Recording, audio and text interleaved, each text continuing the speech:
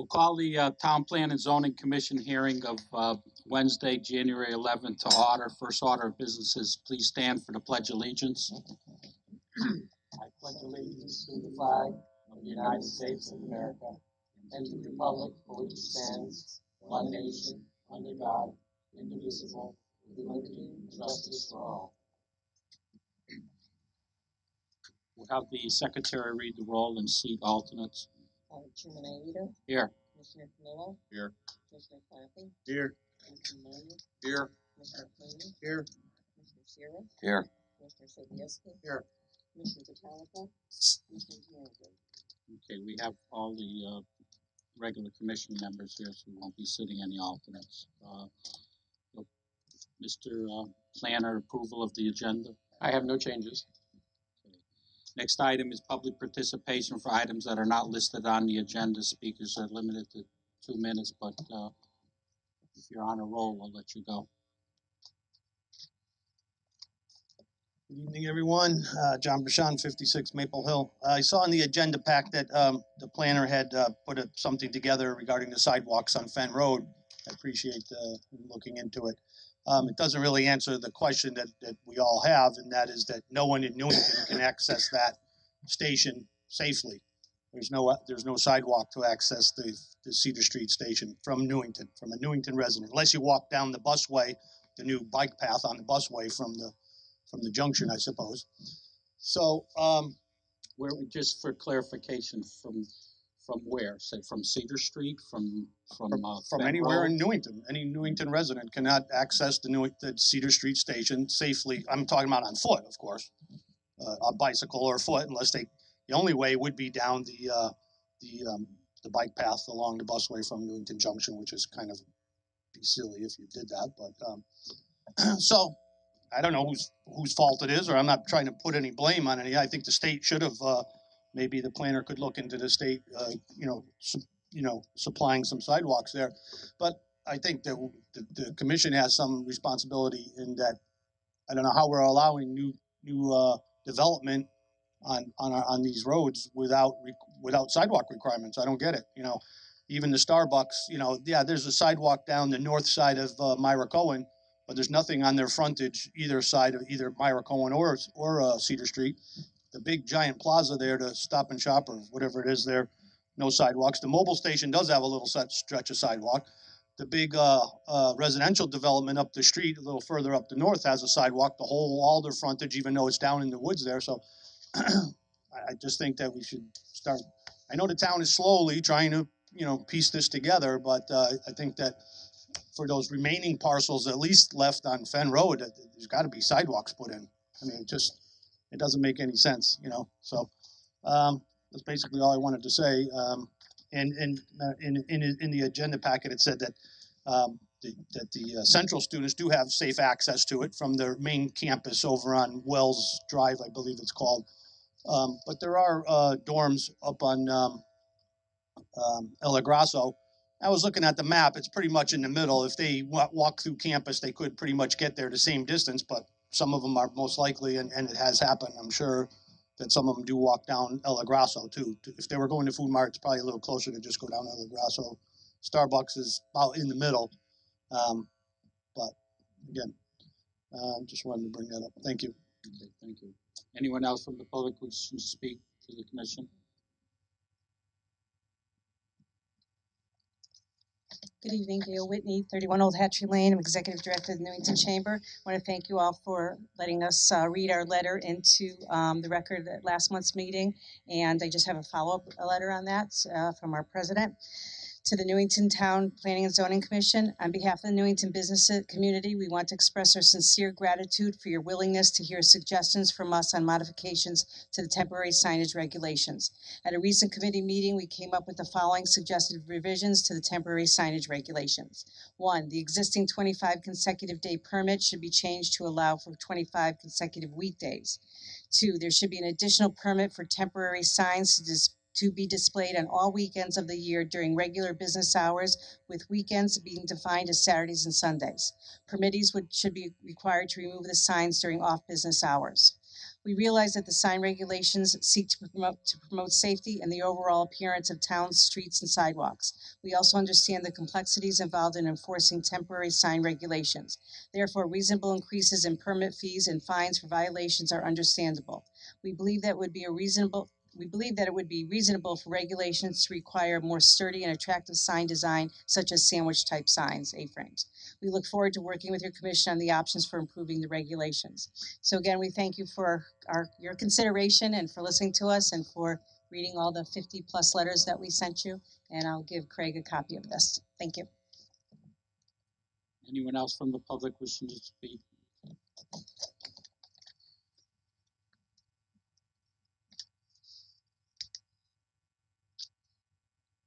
Rose Lyons, 46 Elton Drive.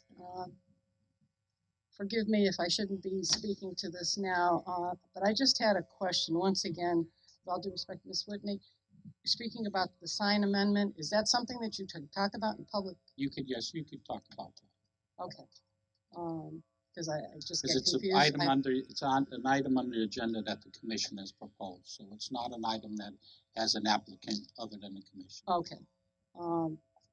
I had talked to the town planner, and I think to you, Mr. Aida, Chairman Aida, about my concerns about the signs in the center of town that were installed within the last couple of years where they're attaching the EV signs and things like that. You said that I believe that that's nothing that the town planning and zoning has control over. Administrative letter 35 in the office of the town manager address sign standards for town-owned facilities, buildings, public parks and lands and their respective features. This administrative letter is dated September 23rd, 2004. And I'm just wondering if it's not something that maybe you could speak to the town manager about and maybe bring it up to what you think it should be in 2018 or in 2017 to maybe conform with some of the things that you're asking the public to do as well. Maybe the town should be held to the same standards. I know a few years back there was quite a controversy over the sign at the high school, and it was because of the town manager giving permission for that sign to go in that it's up there now. I don't know how that was covered, whether it goes under this administrative letter or not, but while you're reviewing the signs, let's hold the town to the same standards that we're holding everyone else accountable to. We would love to do that. You would love to, but good luck, huh? Thank you. Anyone else from the public wishing to speak? Stephen Downs from Connecticut Beverage Mart. I was just going to add one other possible thing on that sign, the sandwich thing, is you could possibly make the landlord also sign off on the sign, so that way, you know, sometimes you have an absentee landlord and he doesn't have any idea what's going on. So if you had, and then also for a plaza that might have a lot of things, it'd be the landlord who's controlling how many signs are on the street, maybe one permit per site or something like that. So Yeah. Just another idea. Thank you. That's a good suggestion. Thank you. Anyone else? Good evening, I'm Deanna Rini. Do you need my address? Yes, please. 110 Grandview Drive, Newington. I own Karma's Closet, the consignment shop on the Berlin Turnpike in the McBride Carpet Plaza. So I just wanted to come to the meeting and say that we're trying on our end to figure out a couple different options. It is really hard, so I can see where this has taken a lot of time to figure out what the best thing to do is. I just want to say that the 25 days that have been in the past have been hard to work with. 25 days to cut it down to try to figure out of a whole year. So with our first recommendation was 365 days. I understand how that can seem permanent. With our suggestion of taking it in every night, kind of deters from that. But I think that going forward, we've gone back and spoken after the last TPZ meeting, and suggested a couple different things. So one of the things was what we proposed to you for every weekend, because as we were trying to figure out amounts, it was brought to our attention that it would be easier on your end to have it more consecutive. And so with putting a number out there like 100, 150, 200, having that consecutive behind it also deters. So with having it every weekend, I just kind of wanted to give a little clarification of where we came up with 365, and now the weekends is, that's the busier time, so we can take advantage of it a little bit further. Also You're want to say suggesting you only have them on the weekends? we would have, that's what Only time you would have permanent, temporary signs would be on the weekends? would be every weekend, and then to also keep in play the 25 consecutive days. You're looking for like 130 days, It would be like yeah. 130 days. So it would be the weekends, and then, if you have a special event that, is Oktoberfest, that way you can take advantage of during the week as well. But I'm a lifelong Newington resident. I love this town, born and raised in this town, still here in this town, obviously, running a business in this town. And so I care, and the chamber cares just as much about the way things look, you know, pollution or, whatever it is, being in the way of DOT. We want to respect that. So basically, I just wanted to say, we're trying to work together. So I appreciate it. Thank you, guys. Thank you. Anyone else wishing to speak?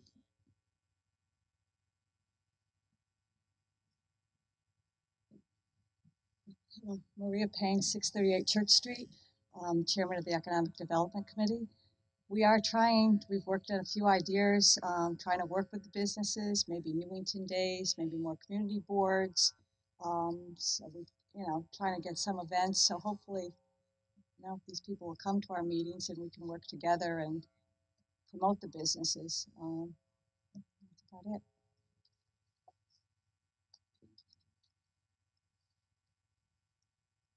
Anyone else from the public? Okay, seeing none, we'll go into the next item is remarks by commissioners. Any commissioner items that you want to bring up at this point? Commissioner Payne. Mr. Chairman, could we have the town planner send us a copy of the letter that Gail Whitney and the businesses signed from last meeting 2 weeks ago, and a copy of the new letter, please, in our packet for next meeting. And then on the sidewalks that John Bashan talked about, I just wanted to tell John that I think the town planner has located a possible grant for sidewalks that we're going to be working on, and maybe looking at both stations, and trying to get some additional sidewalks at those two stations. So that'll be coming up. Thank you.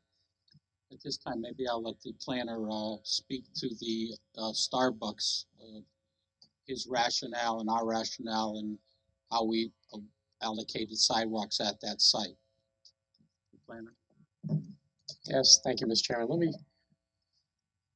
move to some photographs of what's out there currently, and let me see if I can make them bigger for folks. Okay, when the Starbucks plan came in,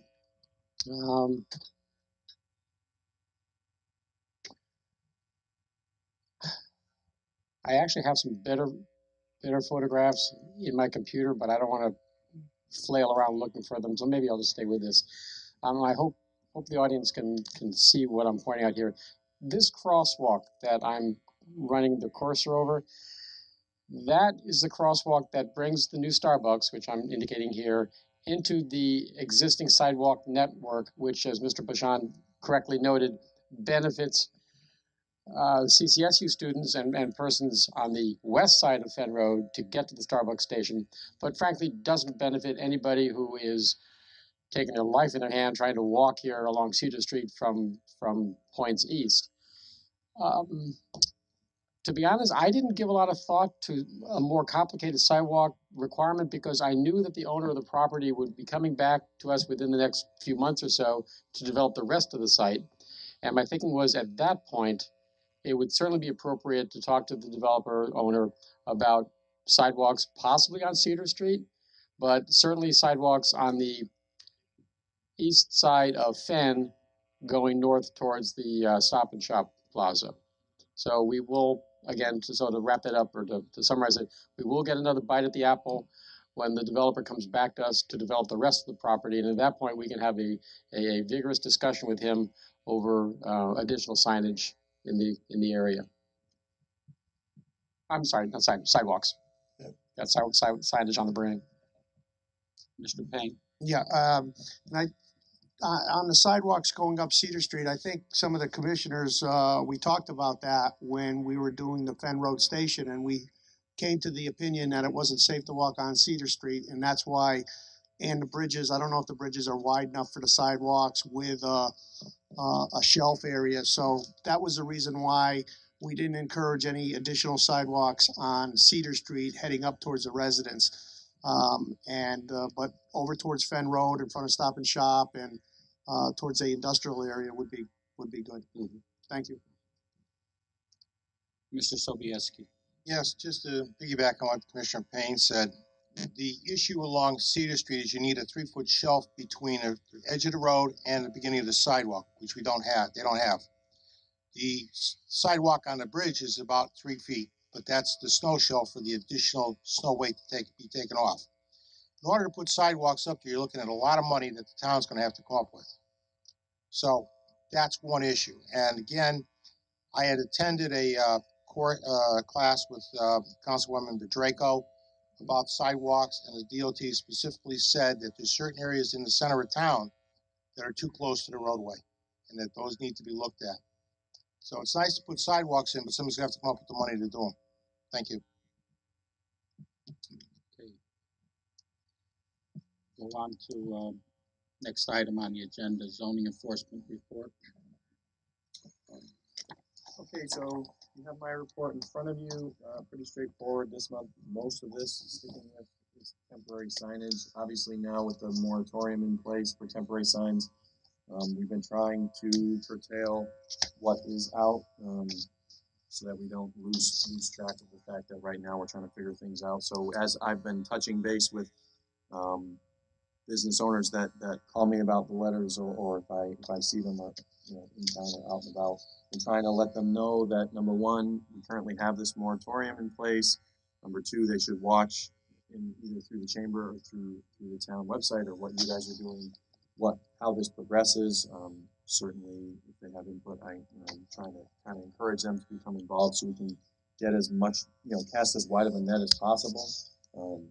But if anybody has any questions about this or something else, I can answer them for you now. On this report that the zoning enforcement officer put forward for the month of December, there's 20 temporary sign violations. Just to give you an idea of what our staff is spending their time on. So that's why the concern of this commission with the temporary signs. We got to get a better handle on it. We're spending resources, this gentleman's time and his resources where we have other things that he's supposed to be doing. He's spending it on temporary signs violations. And it's not just the process is so involved that it takes up a great deal of his day just with one item. And his responsibilities are greatly more than just signage. But anything else? The only other thing that I did, after we talked about a couple of meetings ago, issues with the right-of-way and the state right-of-way on the turnpike, I did put a request over to the DOT to let them know that we were dealing with this issue, and did receive something back from them. Basically, they understood and confirmed that I could be in the right-of-way if there were issues, and that they were just as concerned with encroachments into their right-of-way, and if we had problems with enforcement, we could lean on them. So at least they have that, they're of the understanding that we will be doing that. We will be enforcing our sign code in their right-of-way, and they're on board with that. So I think it's good that they know that we're doing that. We have some official understanding, down on paper. So we have that in place now. Any commissioner remarks, Stan? Mike, have you been up on Day Street to see about the dumping up there again? In the old Merrill parking lot. I mean, the other day when I called you, like 15 bags of garbage thrown up there. The bags of garbage are no longer there. I do know that. I went by, and I can't remember when it was, but the bags and all that have been removed. I did send something out to him. I've sent stuff to that particular parcel, you know, to the owner of that parcel, in times past, and I don't have a heck of a lot of luck getting, you know, hearing anything from them. But I did send something out, I can't remember when it was, and I did see that the trash was gone. There's still some like rubble. Right, yeah, that's still up there. So we'll have to look at that, and try to hammer down who owns the building or who owns the parcel. If I could talk to them about kind of what we're looking for, that would make things easier. But I mean, I know who the legal owner is. I have that information. But as far as someone calling me and saying what's the problem, I don't have that. So we're still working on it. Because we had some other questions about the site in general, and the parking lot and material storage, just kind of on site as a general idea, and trying to get that cleaned up and looking better.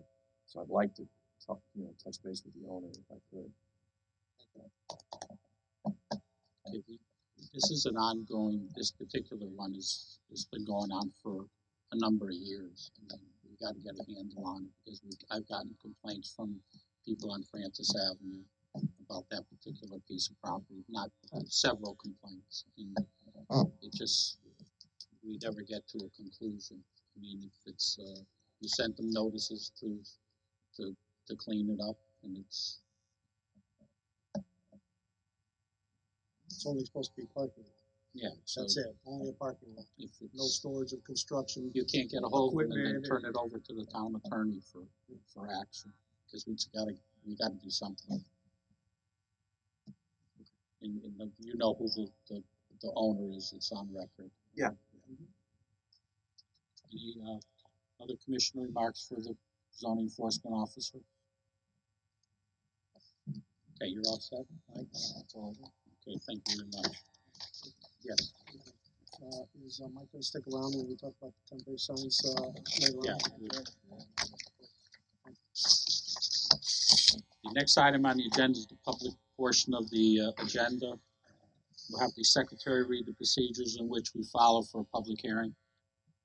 The order of proceedings of public hearing shall be as follows. Convening by chairman, reading of the notice by the commission secretary or commissioner designated by the chairman to act in his stead, identification and location of the property involved by the town planner, statement of the issue to be considered by the chairman or the town planner, presentation by applicant limited to 20 minutes unless a specific extension is granted by the chair, persons wishing to speak in favor of the application limited to 2 minutes per person, persons wishing to speak in opposition to the application limited to 3 minutes per person, rebuttal by the applicant limited to 5 minutes total, rebuttal by the opposition limited to 5 minutes total. During a public hearing, it shall be within the discretion of the chairman whether the time limitation shall be varied slightly, provided the commission's consent to any such variance. In no case shall any extension be more than 20% of the allotment indicated above, or 1 minute, whichever is greater. Would you please read petition 5216? Petition number 52-16, special permit, section 6.2.4, freestanding business signs at 2545 Berlin Turnpike, Artisan Vapors, George Emerson owner, Image 360 signs now applicant, Randy Hamilton, 2434 Berlin Turnpike, Newington, Connecticut, contact. The applicant is here and his representatives, please come forward and state your name and address for the record.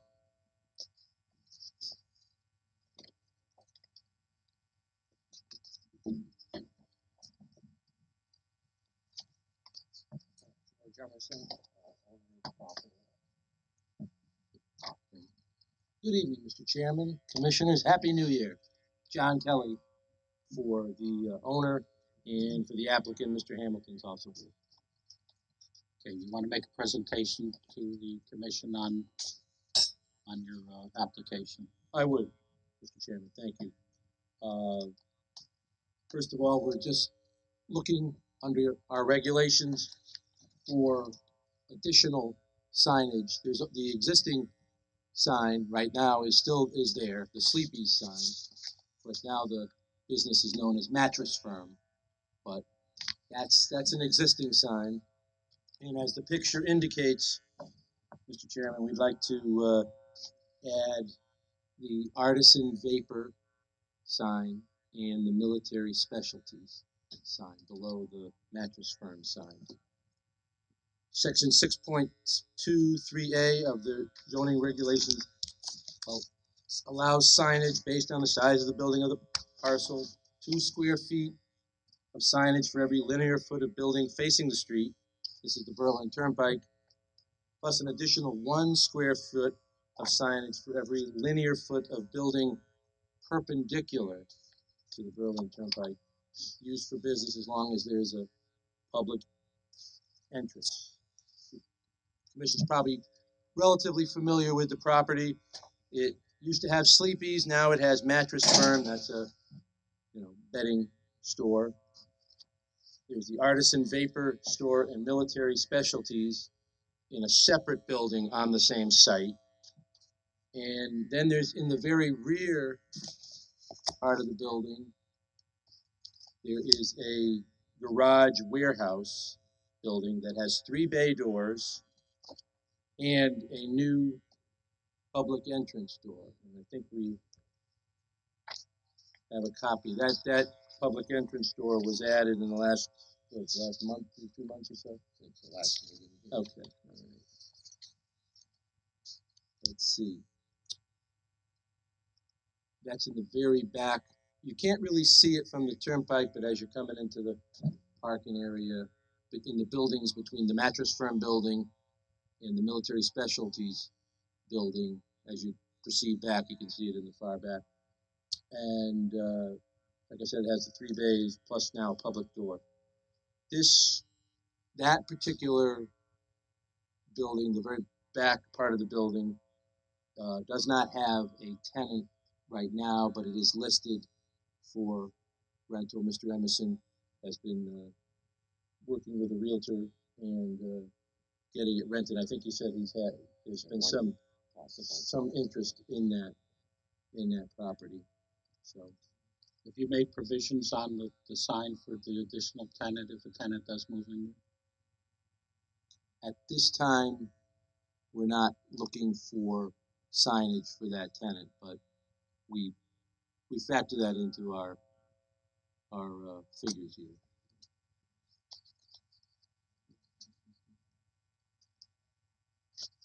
Now, I have Randy Hamilton here to talk about the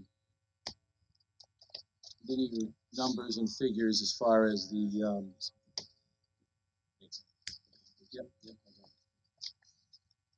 for the how we calculated so that to show that the signage we're proposing conforms to the regulation. Can I hand this document out? Yeah. Sure. Yeah.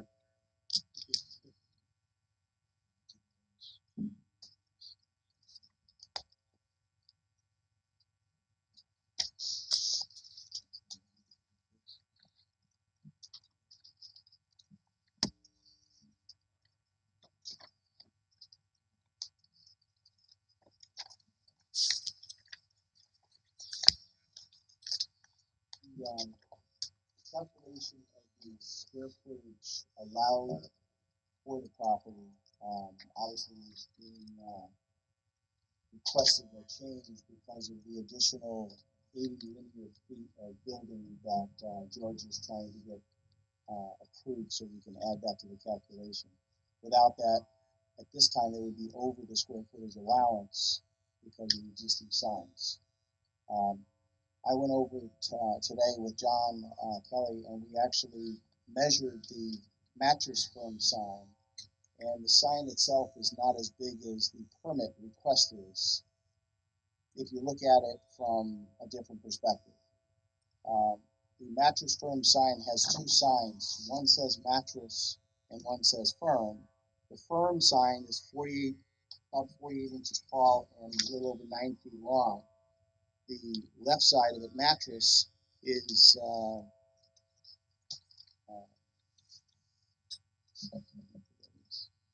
16, almost 17 feet long, and it's only 2.5 feet tall. So if you look at the sign in terms of the actual square footage of the sign, it's less than 80 feet versus the 105 feet that was included in the calculation that was provided to us. Okay, I'm sorry, would you repeat that for the zoning enforcement officer, because he's the one that made the calculations that we have to. abide by? We went through and we went to Mattress Firm today and we measured the sign that's there You talk about the sign on the building. on the building for Mattress Firm. And I gave you, front- I have the some front of the building, pictures here that I can show you, but it's, you should have pictures. You should hold them up just so you can see it. This is the sign that's on the building. Okay? And this part of the sign is much larger than this part of it. So it's using, and if you calculate it as one big long rectangle, but this is one sign and this is a separate sign. So when you calculate it the way, if you just draw a big rectangle around the whole thing, it is 105 square feet. But if you calculate it as this is a sign and that's a sign, it's about 80 square feet. And it makes a big difference on this property because that 25 extra square feet, helps the other tenants there with their sign request. So I handed out a reconciliation of all the sign calculations based on what's there now and what the revised signage would be. And if we get the 80 square feet added based on the rear property, the 348 square feet that's there, we'd still have 22 square feet of sign available for the new tenant that George is looking to put into the back of the building. Assuming that you view that Mattress Firm sign as two pieces and not one big long rectangle, which I know you can do, but there are circumstances where that calculation has been adjusted and calculated based on the actual signage space that is there. So you would be coming back to this commission if you rented that piece to add another 22 square feet onto this pylon sign? No. Where would you put the sign? If George chooses to allow them to have space on that sign, then he would have to give some of that space up that somebody else has. I don't think that's the intent. So- Mr. Chairman, Yes, go ahead. why wouldn't you provide space for the tenant that's all the way in the rear that you're looking to get on the directory pole, since the artisan who's in the front of the building is requesting sign on the pylon? So why wouldn't you make your pylon be able to fit for all your tenants? That's not my decision. That would be George's decision. And he could do that, or he can divvy up the space that Mattress Firm has to take some of that away to give them some signage. So that'll be his call when it comes to that time. Right now, we can't do anything because this calculation doesn't allow for any additional signage.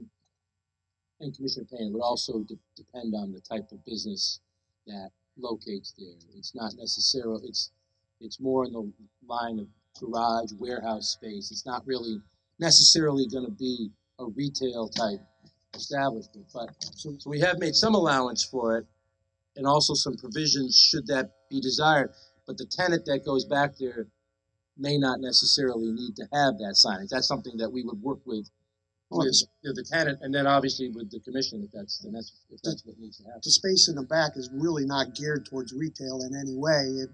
It's far from, in a condition where I think you could put retail there.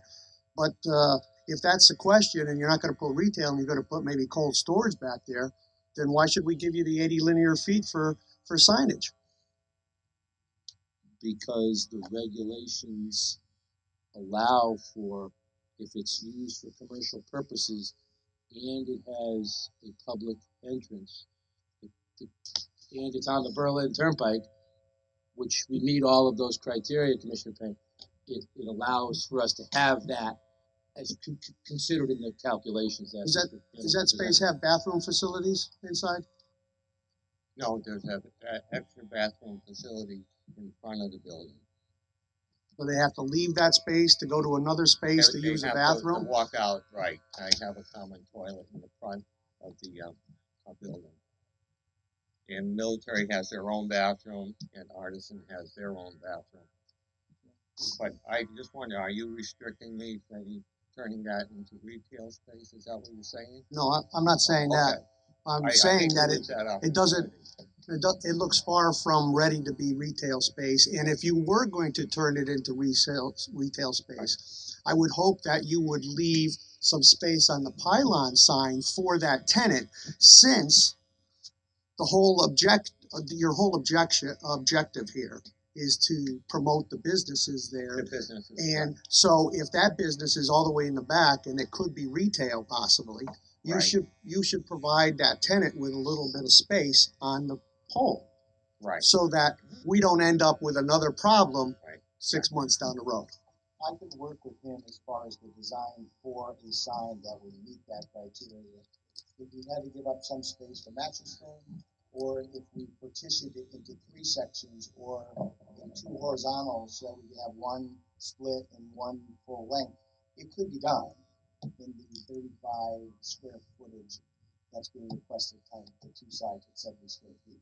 So you have an understanding with mattress firm, other than what you talked about the last time you were here, that they will be willing to reduce the size of their sign? That was not what you said the last time you were here. You told us that they would not reduce the size of their sign.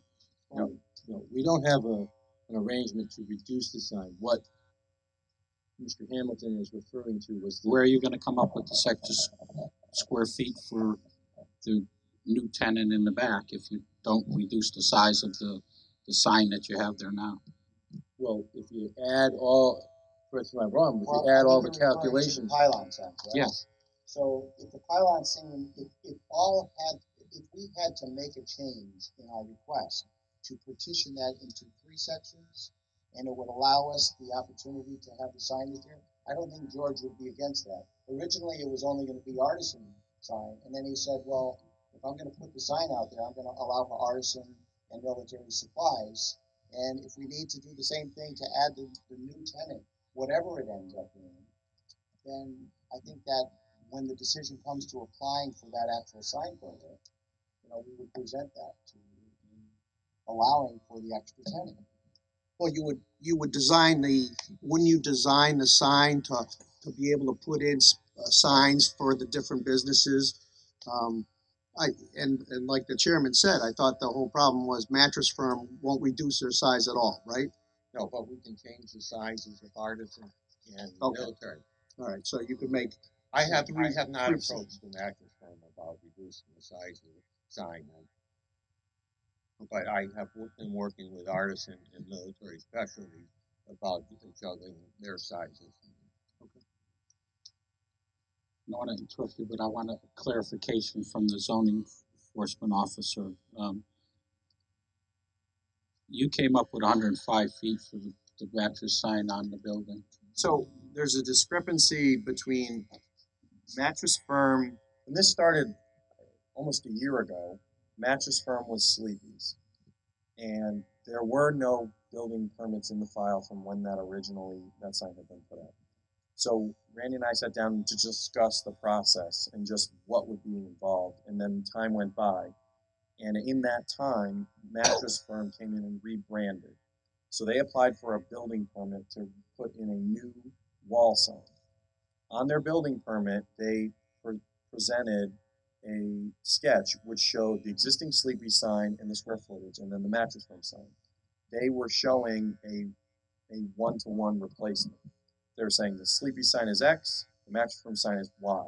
And they were telling me, they told the building department in their permit that the sign they were putting up was 103.5 square feet, which is what they were taking down. So the discrepancy is they were permitted a one-to-one replacement at 103 square feet.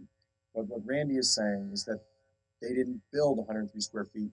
And what it looks like happened is the way that they did their math is different than what he's saying. They drew a lot of times what sign companies will do is they'll take the smallest box they can draw around the sign, and that's how they determine the square footage. So it looks like they did that and they came up with 103. He's correct that the mattress sign is 30 inches wide, and the firm, the FIRM, that portion of the sign is 47 inches. So there's a difference. So you're losing that whatever it is, 17 inches across the full length of the sign, which is 315 inches total. So there is a discrepancy in one versus the other. I mean, I can't tell you. It's kind of up to you guys. I would, and whether or not you take there's 2 ways to measure it. You can measure it as 2 separate pieces because they're different dimensions, or you can say that it's all one. But that's where we're off in the total. how have you measured it in the past on all other things that you've applied and that we've used at the table. Yeah, honestly, it's a case-by-case basis because signs a lot of times involve a brand and logo. And so if someone has a logo and then a name, I'm not going to take the space in between and count that as signage. But a lot of times people have different logos that are different shapes, and I'm not going to go through and geometrically calculate each angle. And so I just tell them, draw me, I'm going to draw around it, and that's the area that I'm going to take. Because I can't, we can't calculate each individual piece. And there's nothing in our sign code that shows that we have been doing it the same way. So it's on a case-by-case basis what I feel is appropriate. I don't want to hold back on signage, but I also don't want to just give it all out to them. So there's not a one-size-fits-all for that. And as far as the other numbers, I ran them quickly just based on what I'm using a plan. I'm using the site plan to develop our numbers. Randy, I'm sure, is using measurements he took in the field. So based on the site plan numbers and his, we are like 6 square feet off. I'm coming up with 342 square feet. If you include the 80 square feet, he's coming up with 348.5. So we're pretty much right there as far as how we're determining the total allowance for the site. I know what the difference is. It's the canopy, On right? the front of the building where Artisan Maple is, there's an extension of the wall that comes out on the north side of the building. Running north facing the turnpike, running north. Okay. So that's additional frontage. Right. You count that as part of the building.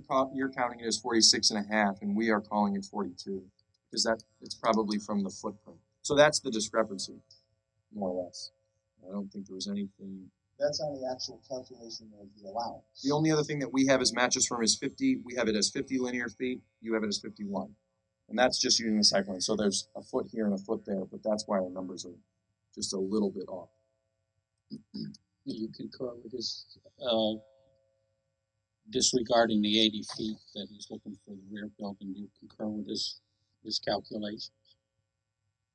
As far as I would agree with the calculations he's using to determine how much signage is allowed for the site.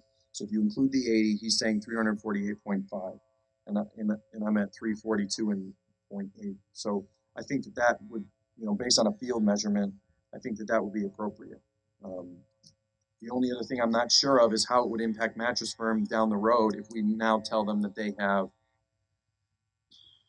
whatever you said was there, 63 square feet versus the 103 that they said they had. You use 80 square feet as a number because you can round, a height is 39 point. I rounded it up to 4 feet on that side. It's only 39 inches the firm. From the top of the letter down to the bottom, it's not even 45. And there's a little metal flange that the sign's attached to for the building. Yeah. That's where that extra 6 inches or whatever to get to the 47.5. So that's not even signage. It's just a metal plate that the sign's attached to. Yeah, the spec that they showed, my guess is they originally were asking for more signage, and I told them they couldn't put it up, and so they may have had a smaller sign that they just used that they then put up, which is why what they built is smaller. Without talking to the guy, I can't tell you. Wouldn't George be the decider at this point if they decided whoever wanted to come in and replace the sign, they would have to get a permit for it? Yeah, I mean, that would be. I would say definitely if we decide tonight that we're gonna call that a smaller number, and they come in tomorrow and they change the design of their sign such that it doesn't take advantage of the square footage, they're going to be at 63 or whatever it is, and that'll just be the way it is because the site is signage in totality. It doesn't matter what building it's on. So they're giving up signage whether they know it or not, but maybe it's getting the site comprehensively to a better place. I'm not sure that there's much more that I have on that. Well, they're giving up signage possibly, but that assumes that they change that sign again. The new tenant coming in could be a different company, and they would have to live within the allowance that's there. The calculation of their square footage for signage, if you take the 50 linear feet on the front, that's 100 square feet. Right. They've got 80 square feet on the pylon and another 80 square feet. They're already at 160. So they really can't complain about having not enough signage compared to the property, that they have. Not the total property, obviously has a lot more tenants and, they're not getting technically their fair share. Until we go through this process, then everybody gets enough signage, I think.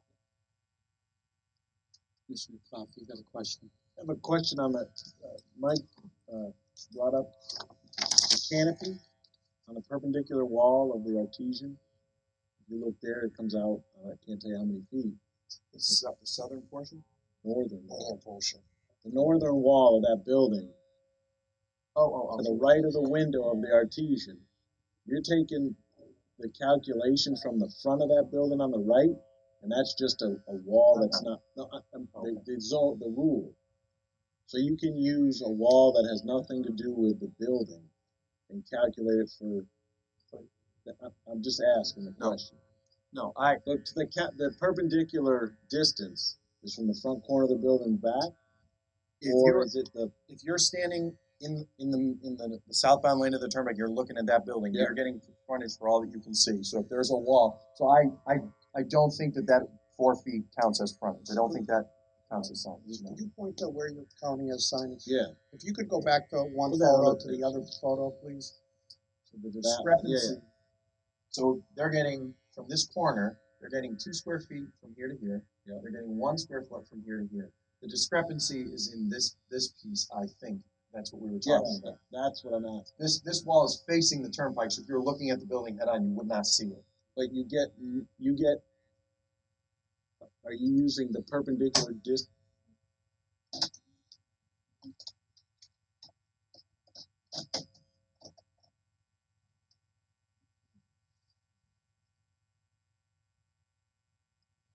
To calculate the perpendicular allotment, are you using the northbound wall of the building or the southbound side of the building? To calculate the square footage, they're different. Correct. To calculate the square footage, I'm using the building wall that faces east. They're getting 2 square feet per 1 square foot. It's 24 linear feet, so they're getting 48 total. Yeah. And then the building elevation that faces south, which is where the cars are parked, that's where their entrance is. Because they have the entrance, they get 1 square foot. And so I am telling them that they get, it's 42 linear feet, they get 1 to 1. So they're getting 2 24s and a 42. So that's what I'm just bringing up. What about the rest of it? The canopy issue that they're getting. As far as Artisan is concerned, that's all they're getting. That's all that on the whole site. Okay, I can go through that if you want. So Artisan has 24 square feet building frontage facing the Berlin Turnpike. They get 2 square feet for that. Then they get the 42 linear feet along the side. Military Specialty has a 36 square foot portion that sticks out past Artisan, which is here.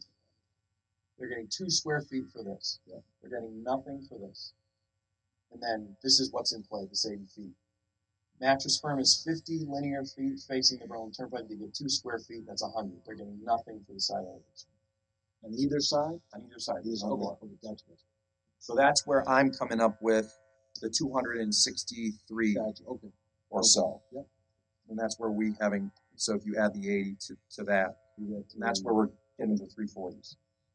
Thank you. Jim, is the sign on their property or is it in the state right away? It's on their property. It's on their property. Right. So about a foot from the right.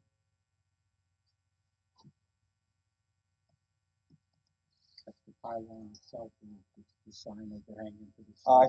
I think the whole sign is within it. It was on their original plan approval from when the buildings were developed long ago. Okay. Anything else you want to add? No, I think you heard all the calculations and we'll have to digest this. We meet the regulations and we appreciate your consideration. Like a copy of these yes, I want those pictures put into the record. Yeah. Okay, if you're finished, we'll open it up to the public for public input. Thank you. Thank you.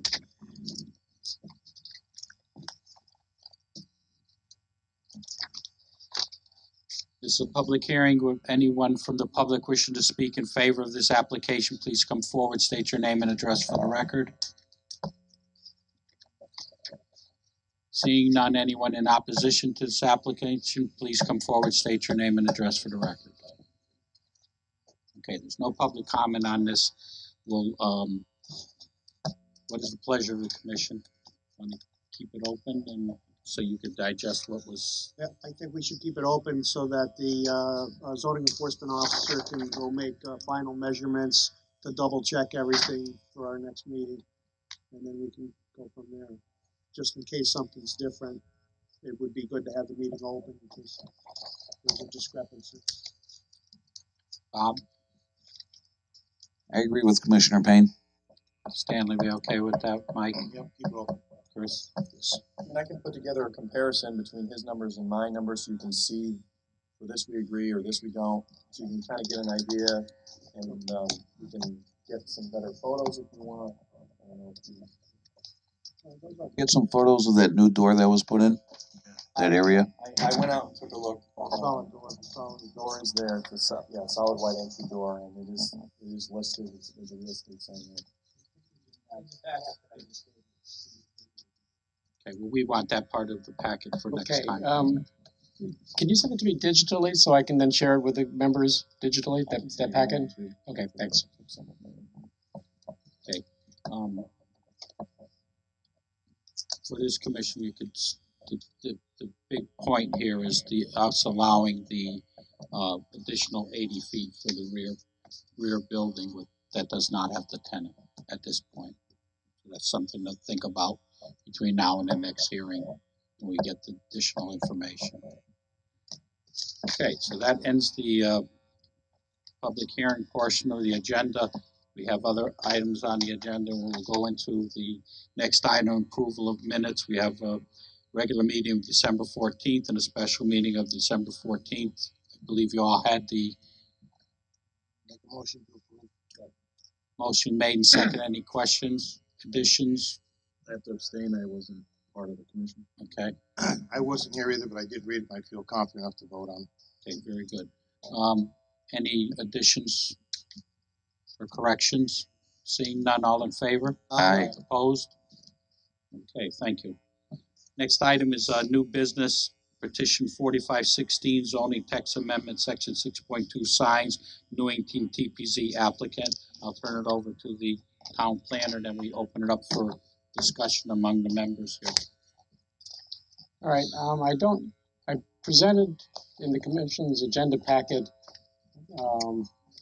pretty much the same draft that I gave you last time, although I made a couple of changes based on some of the comments that I heard from the commissioners. For example, although I'll push it every time, you didn't bite at my attempt to introduce digital signs, so fine, I'll be back, but okay. But for now, I'll give up on that. Other than that, I don't think I made any changes to the draft I sent you last time, so I guess I'll just give it back to the chairman to begin the discussion on my proposed amendments. Okay, any commissioner remarks anyone want to start? Commissioner Payne? I'll start. I'm gonna work backwards on the prohibited vehicles with billboards from parking along the Berlin Turnpike. I see that you want to change the wording so that any vehicle with massive signage parked near the streets with the intent to circumvent these signage regulations is deemed to be a billboard. I like the language on that. I think that's good. And number 3, clarifying the building side perpendicular to the Berlin Turnpike sign allowance. You've got there a door designed to be used by customers to access the buildings instead of merely a public entrance. I think that's good. Working back to the temporary signs, I think we have some difficult problems we need to work out. The biggest problem is the 2 problems I see is making sure that we come up with something that's consistent for all the businesses, large and small, and it's enforced consistently. Some time ago, the town attorney talked about coming up with um, a fine, Ticketing a system. ticketing system. And I don't know if the zoning enforcement remembers, but it would possibly save a lot of time from coming back to the office and doing, looking up stuff where you could just actually hand out the ticket right there after one or two warnings or something. I wanted to hear from you, if you think that would help in the process for enforcement. I remember when we talked about that, the ticket book, and he made a presentation, I think, and he showed what New Britain does. Our current citation, and I may have said this before, has not been done in Newington that I can tell. I mean, it's not something that we have ever done. But our current citation ordinance, which is already on the books, allows for a violation, a citation to be sent per violation per day. So if someone puts out 3 waiver signs, I can fine them the $100 per sign per day. So if I issue it, even if I think there's specific language in that says that even if they choose not to sign for the certified, the clock keeps ticking. So that is already on the books. I've not heard anything about the ticket ordinance or where that is. There are people on the turnpike that the businesses that have said we'll pay the fine. They've told me, they've told the DOT. We don't want to take them down. It may certainly help though for those businesses that just need a little bit of a reminder that we're here and we're watching. I think that's a lot of it, is that they may feel that we're not here on nights or certain weekends, or that may help encourage them to abide by the regulations, especially if we have something that works better than the one that we just put on hold. But I'm not sure if you know more. I did pass it along to the town attorney a little while ago, but I haven't heard from him in a while, so I can ask him what the status is of that. Well, I don't think we gave him the go-ahead to go ahead with it or anything. We talked about it. It was presented to us. And then I think maybe we dropped the ball and we just didn't follow up on it. I'm just wondering whether or not, I think we could set the fee. It would be easy. You wouldn't have to come back, do all kinds of research, wouldn't have to send out a certified letter where you just write this up and say, hey, look, this is your first warning. Next time, or this is your second warning. I've gave you 2 warnings. Your next time, the fee's $250. It's a safety problem. You want to pay it, fine. I'm going to be back the next day and I'm going to give you another one too. So I think with something like that, it might be a little bit more teeth, might be a little easier for you administrative wise. Maybe we should get an update from the town attorney of exactly, a refresher about what's involved in it. It has to be handled the same way that a Police traffic ticket is presented by the police. It has to work in the same manner. Yeah. It should almost be something that goes through the police department, so that if you get a ticket for parking, you don't pay at a certain time, the fine doubles, and eventually. I think that would have to be an ordinance. Yes, it is. It is an ordinance change. Yes. Mm-hmm. I can ask him for the status of that. And matter of fact, you could probably design it to handle temporary signs and blight. Yeah, I mean, if it was a citation if it was just a general code citation, I assume it would apply to any code. Mm-hmm. My guess is that's how the ordinance would read. Mm-hmm. But there's certain things that have to be in place, and I think because of the blight code, we already have them in place. But anytime you give someone something, they have to be able to grieve it.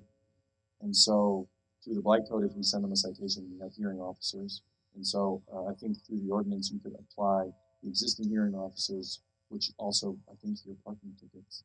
I think that could all work under the same. You get a ticket from the police department for parking, your recourse is with the courts. There's no hearing officers, there's no debating it. It's through the court system. You have a court date, you go to a court and you appeal the ticket. But I think any motor vehicle violation, and that's how this should work. I think we do have I don't know how they're issued. I don't know under what circumstances they're issued, but I do know that there's a certain type of ticket that would be issued from the PD the town would have to provide an administrative hearing, where they would appeal to a hearing officer. I don't know what it's for, but the one that Ben presented to us is they would go to the local judicial district in Britain. Yeah. That was what he had said. So Yeah, it's a little it's a bit lot more different. teeth. Yeah, than what we have now. Any other thoughts, Stanley? That's right. Chairman, I'm sorry. Mike, can you walk me through your process? I mean, I understand if somebody comes in for a temporary sign application, you have these computerized, or are they on a file or something like that? Or is this all manual? So the process is outlined in the regs. I just want to make that, I haven't done anything to it. It's just what we have on the books. There is no zoning permit. It's not a planning and zoning application. It's a building permit. They fill out an application for a building permit to erect a sign. They check off temporary sign. In the description of work, they list the dates that the sign is going to be up, the owner of the property, all that information. Permit gets put into the building permit system, and then I get the application. I'll look to make sure, do we have an existing violation on site, that type of thing. The building department issues the building permit. We don't issue a permit. And the permit gets sent to them in the mail, and it specifically lists in the we put it into the description of work, so the dates get printed on the permit. So when they get the permit in the mail, the dates that they put on their application are printed in there. If we have comments, if there's if it's a property that has a big, large right of way or something, I can put in that gets printed on the permit. Signs not to be displayed within state right of way, or sign must be removed on X date. So that's the process. What I was looking for is, okay, get put into this file. And if you had a laptop that you took out in the field with you, you'd be able to call it up immediately instead of going back and forth. So that's what I was kind of looking at. You should be able to put all this information into one file. When you're out, you should be able to open that laptop up, take a look at it, and see what the status is. Yeah, that's what I was after. The program has a tablet capability, so someone could have that, and then the information would get pushed to the right. So once the building department does their thing, and then once everybody else does their thing, and you could take that with you. You're driving along, you could then stop. You could actually look at the tablet and see where you are at this, and you can put your own user notes in there. Right. Is that something that can be looked at through the IT department or whatever? All I'm looking at is it might be easier for you to handle out in the field versus, well, make a note here or there, come back, do a lot of office research. You have it right on your hands. Hands-on operation, so to speak. It's only a thought, but I mean, it seems to me that with electronics the way they are, and programming out every day, and advances in computers and stuff, you may be able to use something like that. Yeah, I mean, it would certainly be helpful in the sense of the biggest issue. I mean, the one thing that I mentioned earlier is that we issued less than 40 temporary sign permits in 2016. So there were certainly more than 40 temporary signs put up in 2016. So problem number one is people don't get permits. The problem, the other issue is knowing what the timeline is. So if I issue a sign for 123 Main Street, when I'm out and about, I need to know when the sign is supposed to be taken down. Right. That's what I was saying. So you'd have this instead of, well, let's see, make a note here or there. I'm just saying so it would be a continuous flow of information to all the departments that have input, and also they'd be able to extract information. Yeah, I mean, it would certainly be a possibility that the system is capable of that. Did you address the thoughts about the signs being banners on the building instead of an A-frame on the ground? Yeah, so I presented a couple of different points in probably the last year and a half, different ideas of temporary sign regulations to the commission, and every time they're kind of revising them. Something that I had talked about was on the Berlin Turnpike only allowing banners. And the thought behind it was most of the turnpike, most of the green space on the turnpike is right of way. It's state right of way. So we can't give them permission to put signs up anyways. And for purposes of egress and vehicular traffic, they can be in the way. So the thought was we're going to a potential where we're going to have less signs. We're going to be allowing them 6 square feet, or if we do a sandwich board or something like that. So the banner is a way to allow for a larger sign, because the banner we allow now is 50 square feet, 5 by 10.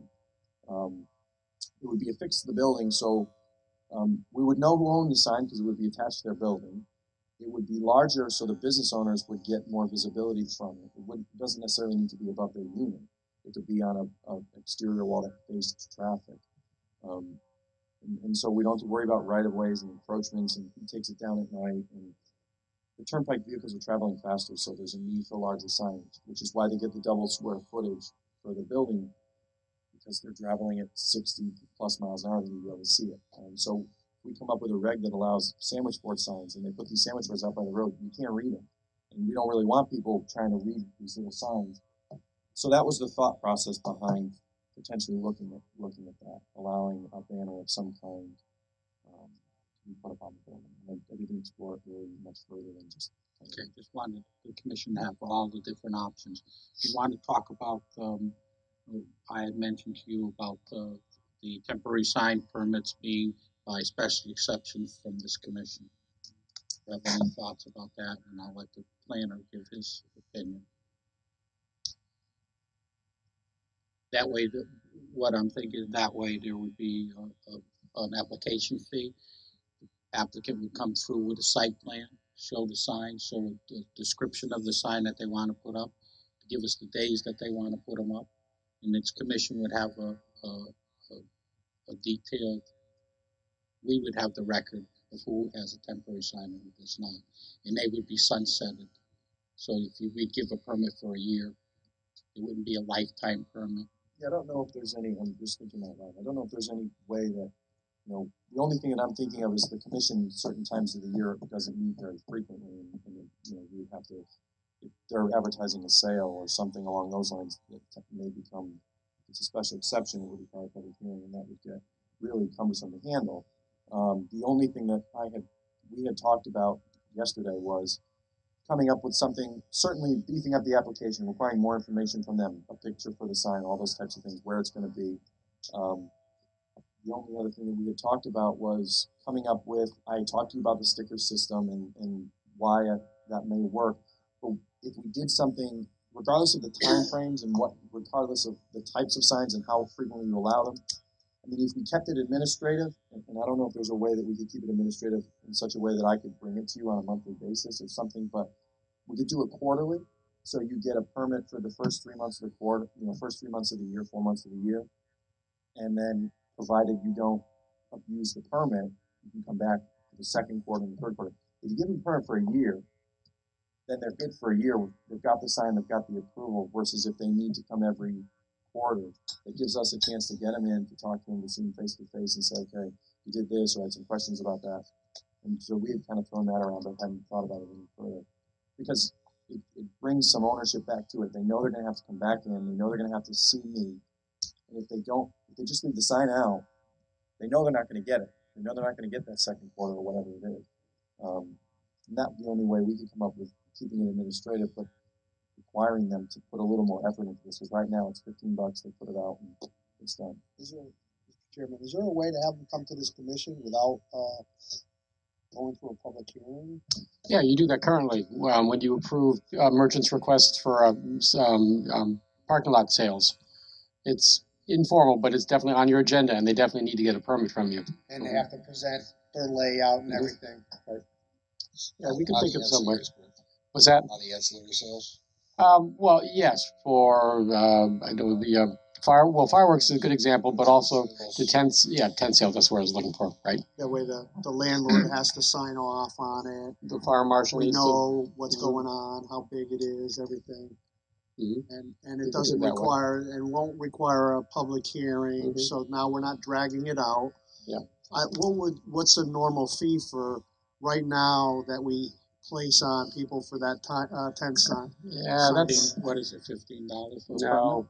No, what is It's what's the site plan? 175. Maybe we could look at that, and if it's a little bit on the expensive side, maybe we could come up with a new fee system for the temporary sign section of it, so that we're not killing them on the permits. That's a good idea. Yeah. all of this is all well and good, but if we don't have the enforcement to stop the people that are not getting the permits, then this is all for nothing. And that's why we initially said we were leaning toward leaning toward eliminating them altogether, not having temporary signs, because we can't get our hands on the enforcement. So if this thing will not move forward unless we have some type of a system that we get full enforcement. And that's through a ticketing system or something else. We can't move forward and have these people that are responsible come in and do it, and then somebody else just sticks these things in the ground on the weekend, and they get 3 or 4 days, and then we yell at them and they take them down, and then the next week they're up again. We got to have. If we don't have the enforcement, then this is all for nothing. Mr. Chairman? Yes. I know I've read before in here where the town manager assigns the zoning enforcement officer the authority to do this. But there's also where we could possibly have deputy enforcement officers for the weekend. Something that the commission could consider, because it's awful tough for Mike to get in here on the weekends, and that's when all the violations are. So I think that might be something to consider. Maybe somebody from the chairman, maybe having the authority to something else for you to do during the weekends. You got it. Bob. Going back to the enforcement, the ticketing, just something I wanted to mention. I know we're going to run this by the town attorney, but you may want to talk to somebody at the courts. Part of the problem you're going to run into right now is with all the state layoffs. The state used to have per diem special prosecutors that would hear the tickets, the violations. With all the state layoffs, they're all gone. So the problem's going to happen. You're going to write this summons. It's going to go to the court. They're busy with serious crime, with other things. These are going to get kicked. You're not going to see anything out of them. Being that I worked there in the past, I know the volume that they deal with, especially in GA 15, the New Britain Court. I think you may run into a problem having the courts back this and actually process this. I think you're going to see more getting nollied and just kicked back. So we may want to check with somebody at the court system also to see if it's even feasible on their end to enforce. Mr. Sobieski. I'm in agreement with Commissioner Sarah. I know with the cutbacks on the courts, things are starting to build up. So, but I do also like the idea of having maybe authorization of Mike going out and whatever, issuing the tickets or whatever. Because especially on the weekends, it's brutal up there. Mike, anything? Chris? It's two-tier effort. If there's not any enforcement to back it up, then anything we do is going to be a moot point. That's been the problem. You got to remember, we had a sign committee that met for over a year. Councilor Annis was on it as the chairperson. We've met for over a year. We could never come to any conclusion or anything to bring back to this commission, because it always ended up to being the enforcement problem. With Mike saying that, having issued, 40 permits all of last year or less than, I just did a quick count of his monthly report, and granted, there's an emphasis on it, but counting a couple of them that said, multiple signs, I just counted as 2, he's got 22 signs that he pulled in 1 month. Right. So. Mr. Clapper. Is there a way to, I think one of the public presenters brought up, making it go toward the legal owner and not the business, the legal property owner. You don't pay your taxes, they come and lien you. I mean, is there a way to present it to because technically the owner has a lease with the business, and in that lease, maybe there's information. If not, you abide by the rules stated. I think is there a way to go ahead filed on the land records? So not even to cite to just the fines against the way you. That'd be the only way to us to hold them. I mean, because it's not the good ones who come here and want to help the regulation. Right. It's the, as Commissioner says, the We always send stuff to the owner as well. So it goes to the person the best person we feel is gonna actually be in charge of taking the sign down, but it also goes to the owner. So that if for some reason or another they don't pick up the so the owner is aware that tenants are in violation. let me ask you this, how many physical owner meetings have you presented sign violation issues to? Have you ever I dealt can't with an recall ever being called by an owner who is a landlord and not occupying the property. So, someone who's in Florida or somewhere else and has a space on the turnpike, I don't know. That's what I'm saying is that it goes, that's a basically just a last ditch effort. You get more compliance from the actual person there. Right. But those are, I mean, there's no need to go to the courts when you can just go right to the landowner and tie up their hands that way. Why tie up the state resources for a? And that's why if the citation procedures followed the blight citation, it would be if someone appealed the ticket, they would have to go to a hearing officer here. It would have to be the town would provide. If someone appeals a blight citation that I sent, which is step 2 in the enforcement process, we provide them with a hearing officer. We have multiple hearing officers that were appointed by the manager. And so then they are provided with an administrative hearing. I present my stuff, they present theirs, and the hearing officer makes a decision in consultation with the town attorney. So if it followed that process, it wouldn't go to the court, it would go here. And then the other thing is, I can't go to the court and represent the town attorney's got to do that. So if it goes with the blight, give us an example of when something comes to blight and it's a violation against, you win your case, how does that entail getting any such fines that may have been? Well, in the citation hearing officer has some latitude, so I can't speak for everything. No, but he would affirm the fine, whatever it was. He would say, I feel that the town issued the notice properly, and then he could, I think they gave a time frame for the fine to be paid, depending on what it was. And if the fine isn't paid, we file a lien on the land records, basically stating that this happened and we attach it there. So if they're refining, selling, or there's ever a title search done for whatever reason, that's going to come up. So it would go just like a tax lien, just like a water lien, they all go in the land records. That's really all we do. Not an easier way than going to the state of Connecticut to deal with it? Well, it certainly would be easier because the process is existing. Okay. So it would save us time because we wouldn't have to write an ordinance that would send us to, but I'm not the attorney. I can speak to some of this to a certain degree in my full-time job, that there are certain municipalities in the area that have got to have a very aggressive means and measure to how they do these, because notice of violation will be received in an out-of-state office, and within 24 hours, we have people removing those signs. I know historically there have been liens or attachments that have followed up refinances or purchase agreements that the landlords, especially the larger properties, do not want any part of these. And if they receive violation repeatedly for the same tenant that is abusing their privileges, it's written within their lease and puts them into default of violation, and that usually stops it at that point. If it is hampering the efforts of the landlord's ability to either refinance or do other financial obligations, that's where they take it very seriously.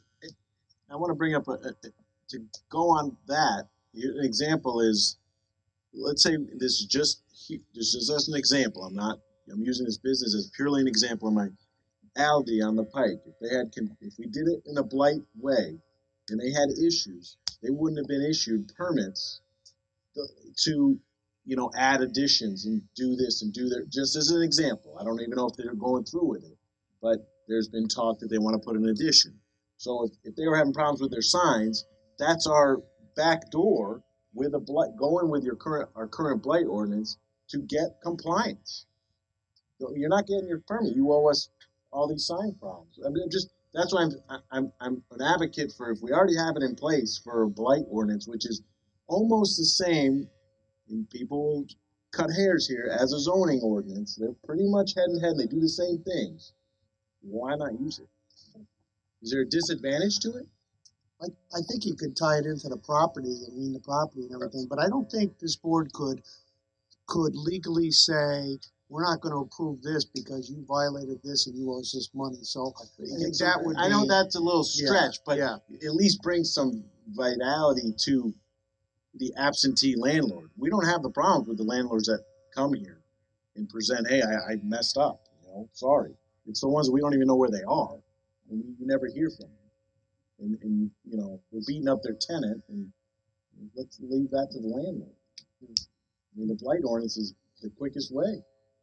Mr. Payne. Not to confuse the matter, but we also talked about, I know some of the other commissioners were concerned about all the signs that are in the windows of some of the businesses, because for safety purposes, if there was a police call to that property, they can't see what's going on. So I gotta wonder whether or not a limitation on all the paper signs that cover all the window space in a particular space needs to be addressed at the same time when we address the temporary signs for safety reasons for a police That's officer. common. I can tell you again that that's common with several other local municipalities that they enforce on that. When I They do do enforce it. when I do new permits, when Firestone we were talking when Firestone was built, there was an issue that came up with the doors and glass versus clear, and I don't know if it's police or fire marshal, one of the safety agencies said, it's better that we be able to see in, and it's also better that someone who's about to back a vehicle out of this big door can see if someone's over there. And so I kind of have applied that, and I am when I approve signs, if, for a new business, I'm telling them a max 50%, because for safety purposes, people need to be able to see what's going on in and out. And I've just applied that because I think it is an actual safety concern. So I've been using 50% as the max. Don't get a lot of turnover, so it takes time, but there are a lot of towns that do regulate that. That's good. Chris, what towns do you think are are strictest on their temporary signs and get compliance? West Hartford and Vernon could just jump to mind right off the top of my head. And Vernon has a provision that prevents them from issuing certain permits if there's citations that are owed. I don't know if it's building permits or what. I can tell you, like I said, within 24 hours, I'll get a copy of the certification within 24 hours. If there's a lien on a property, can they be issued anything from this town? Yes. What can be issued if there's a lien? The only thing that can't be issued are building permits. The deadbeat still has the right to everything else. Yeah. The only thing that the town can legally withhold are building permits. So if the blight ordinance was in effect and had a lien against a sign violation, said business couldn't come before the building department. Just want to clarify that. But I mean, your greatest opportunity of seeing a property would be a commercial property in terms of change of use, anything like that, where they'd be required to come in for either a special permit or, just a general mod, that they're the ones that we would have the most likelihood of seeing. Be the commercial.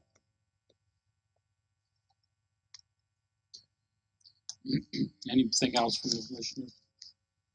How do you want to proceed at this point, Mr. Payne? Could we get some additional information on West Hartford and Vernon's, how they have their temporary signs? Maybe we could just take a quick look at those. I think this is gonna take a couple more meetings to figure out, but we got to start on it. I know that in talking with Art on historical, and this came up years and years ago, he talked to someone in West Hartford, and if they issue someone a citation, a ticket, they have a ticket provision, they can walk up and hand something out. Their ordinance requires that they be accompanied by a police officer. And that was years ago, so I don't know if they've changed it. I've read their regs, they have a lot of different, they have a huge sign code. But I can pull that stuff. Yeah, I mean, I can tell you from my experience with them is they do not approach the tenants. They go straight to the property owners, and there's all the onus is on the property owner to basically have their tenants mind the regs. Mr. Chairman? Yeah. Do you think that it would be good to have the town attorney come in and talk about the ticket system and or modify it to see how it would work better with maybe with some of the suggestions that our zoning enforcement officer has suggested, for our next meeting, maybe? We could do that. Want to just talk to Ben and see if he could be available. And we'll try to do it at the beginning of the meeting. Okay, so we'll continue this till the next meeting. You got some information that you have to provide for us. If you could get something from West Hartford, their temporaries or their sign regulation, and something about how they enforce, that would be helpful. Okay, next item on the agenda is objectives for fiscal year 2017-2018. Thanks, Mike. Okay, this is something new. In fact, I tried to put this on the agenda for your annual meeting last month, but it didn't work out. As part of the budget process every year, all the department heads put together their budget, their wish list to the town manager, and we always indicate what the goals for the next fiscal year are, which is tough to do in January for a fiscal year that begins in 6 months, but we do that. And in the past, I've always kind of put together kind of a boilerplate goals for your commission, which would usually be the same things you do all the time. But then, as I said in my memo, it occurred to me that maybe I'm cheating you guys out of the opportunity to do some long range thinking, some ideas of projects that you might want to tackle, such as things that are in the plan of development that the town should consider doing, long range things. So that's the only reason I put it on the agenda, was to give you the opportunity to do some thinking about these kinds of issues. It's not a requirement, and like I said in the past, we've never done it. It's just something new that I'm bringing to your attention for your consideration. Commissioner remarks. Anybody have anything that they would like to present to the planner as part of planning for the next year? Quick question, are these the only areas in town that you're referring to, Day Street, North Mountain Road, and Holmes Road? Are there any other areas? Well, frankly, I did go through the POCD and I looked. I mean, I spent about an hour doing it, so it wasn't laborious or exhaustive, but I spent about an hour doing it, and I looked for recommendations in the POCD that are specifically for this commission, because there are a lot of things in there that refer to other boards and agencies, but and these were the only ones that jumped out at me as being discrete little projects that the commission might want to consider tackling. I didn't see any others, but there might be more in there. Thank you. What's the date that you need this by? They're printing.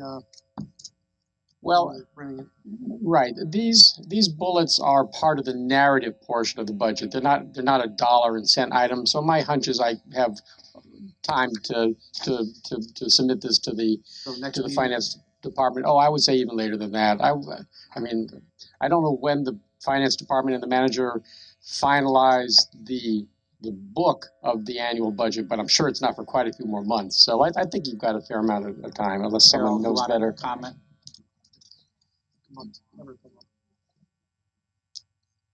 Yes, could you pick it up? Just come forward so we get it on the tape, please, Carol. I'm sorry. The council is getting their budget book on March 3rd, and I know sometimes the objectives are in the budget book, so it's more sooner than later.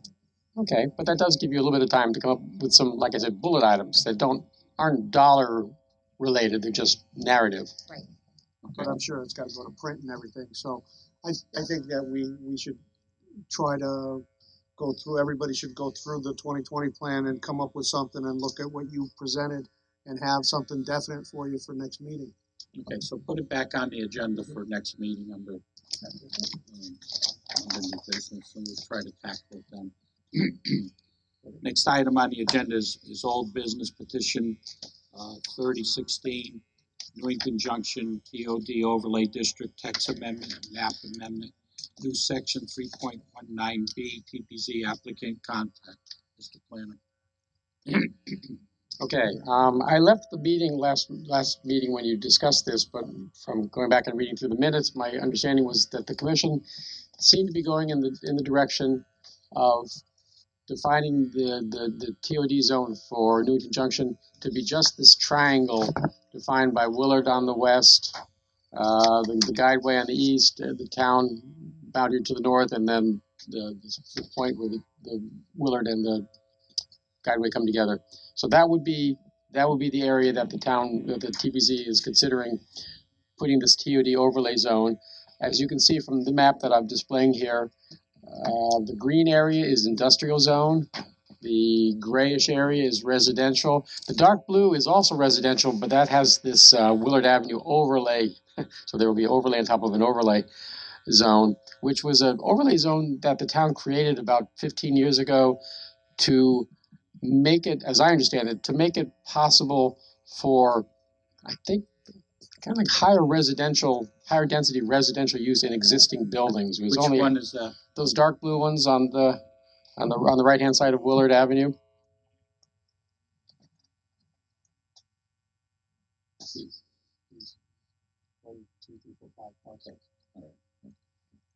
And then finally, one little That's section of light blue. designated on here as R7 residential. Right, exactly. The underlaying zone is R7, but there's an overlay zone on top of it called Willard Avenue Development District. I think that was the Willard Avenue Historic District. We did it for the historic houses that were south of this. The Nelson House, and then there's There's 4 or 5 houses that are on Italian South Redding Street. Renaissance house across the street that was renovated into a condo, and there's some houses in that area that I didn't know it extended down into Willard Avenue. It actually goes all the way down to the intersection of Cedar and Willard, all by itself, kind of a spot zoning thing. But the northwest corner of the intersection of Cedar and Willard is also That's right. That's also part of it. WADD overlay zone. So anyway, so this was the as I understood it, the area that the commission is considering for the TOD overlay district. Why such a small area of an area that is so large and blighted of the green industrial area? Why are we only picking this little smidge? Because the 2020 plan has designated that one of the recommendations is that the industrial land remain industrial, and we don't want to see changes to our little bit of industrial land that we got left in the town. But We don't then- want to designate it into something other than that.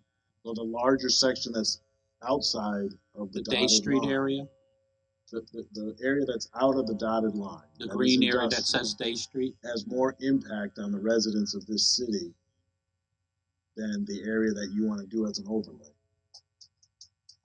There's more residential feeder streets to that area that the resident is more greatly impacted by the way Day Street looks now than by the overlay of the little triangle here. But by public input that we've had over the last several months, it Yeah. was pretty openly clear that they did not want to see mixed-use type development down in the industrial. They would rather have the industrial areas remain as they are that's why we than have went that mixed way, use. Tony, because Okay. change the thing.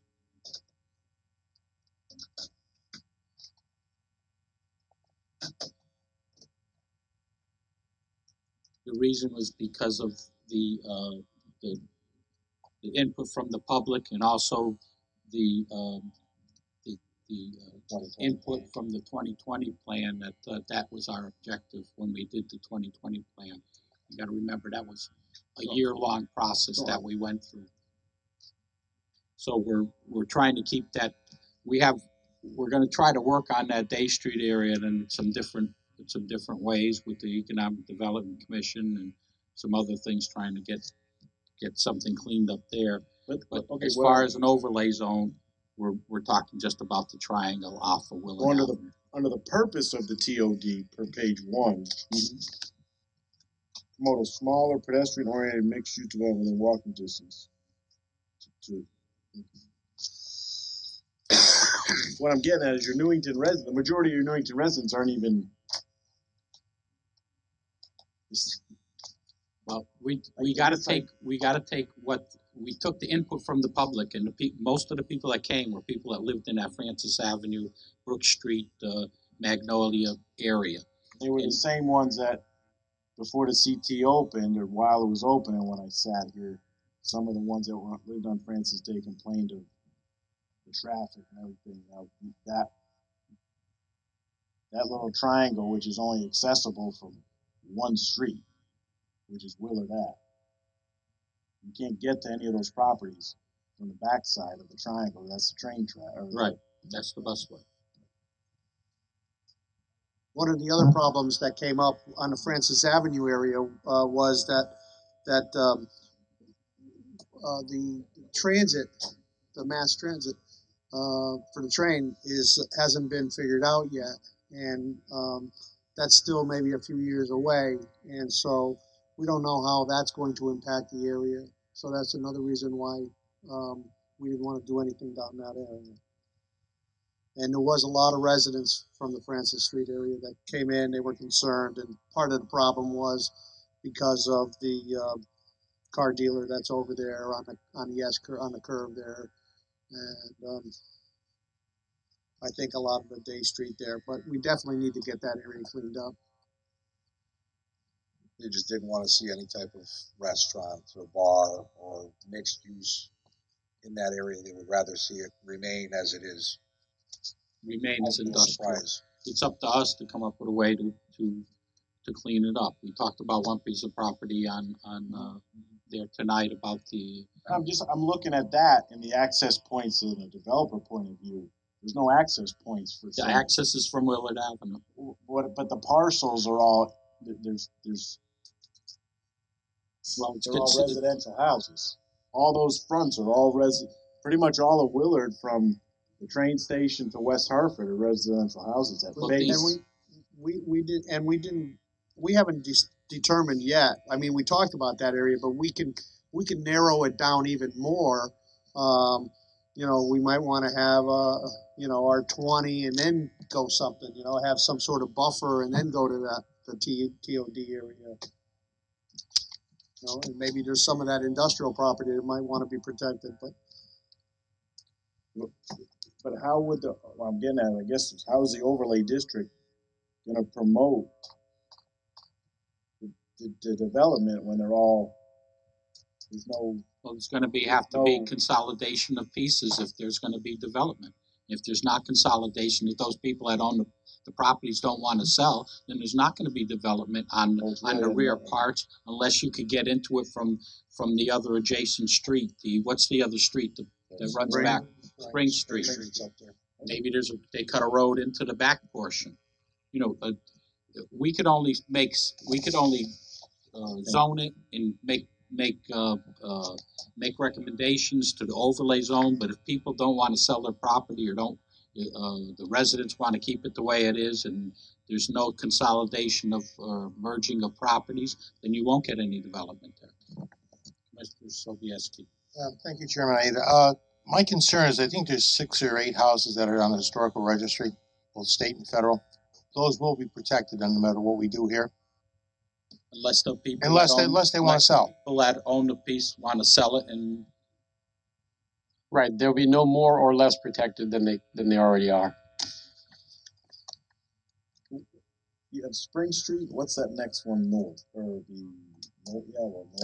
Shepherd's the last street would be on the right. That's it. Out of town. Yep. Okay. And we went all the way to Shepherd. That's a better picture than the drawing.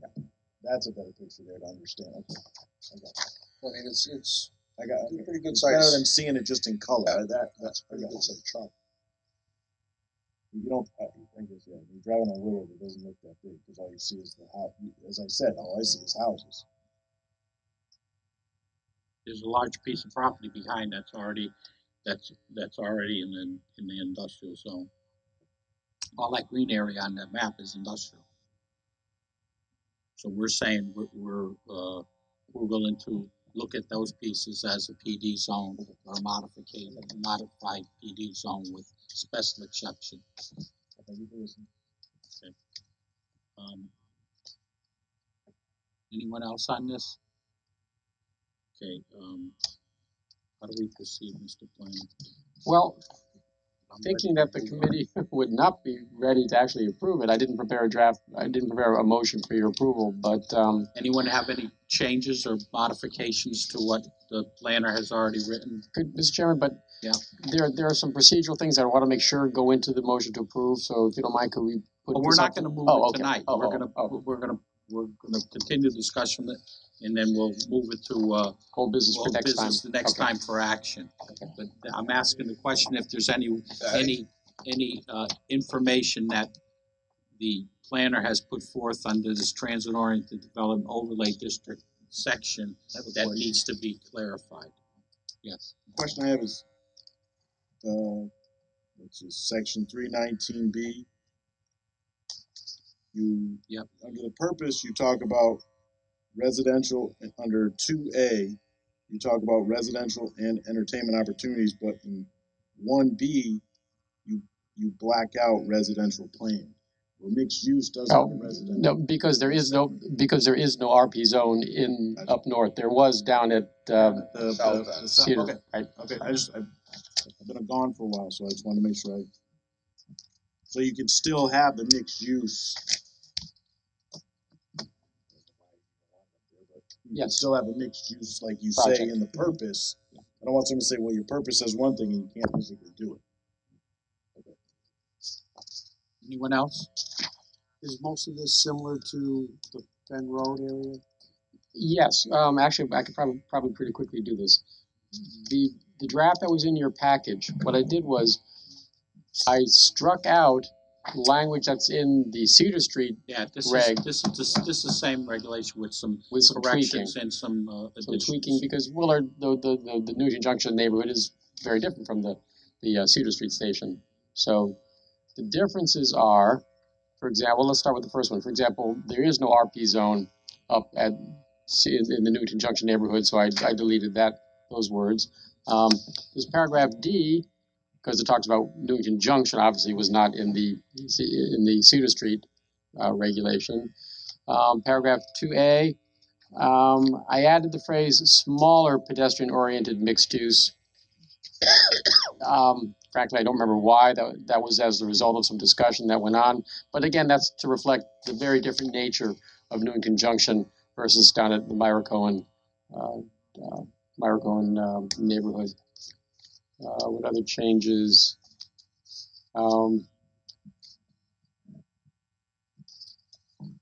Okay, a density, right. I added a density maximum of not to exceed 10 units per acre, which isn't in the regulation for the other CT Fast Track station neighborhood. Can we add, since this Newington Junction is totally different than Fen Road, could we add something in here that if part of the property is near residential property, that we will keep the buffer and some protection for the residents? Well, I'd rather not write that into the regulation because that would then make it mandatory. Whereas you will always have the ability on a case-by-case basis, if you feel on a case-by-case basis that those neighbors need to be protected by buffer, you can always mandate it. Okay. But if you make it a requirement for everybody, then that might become... Okay.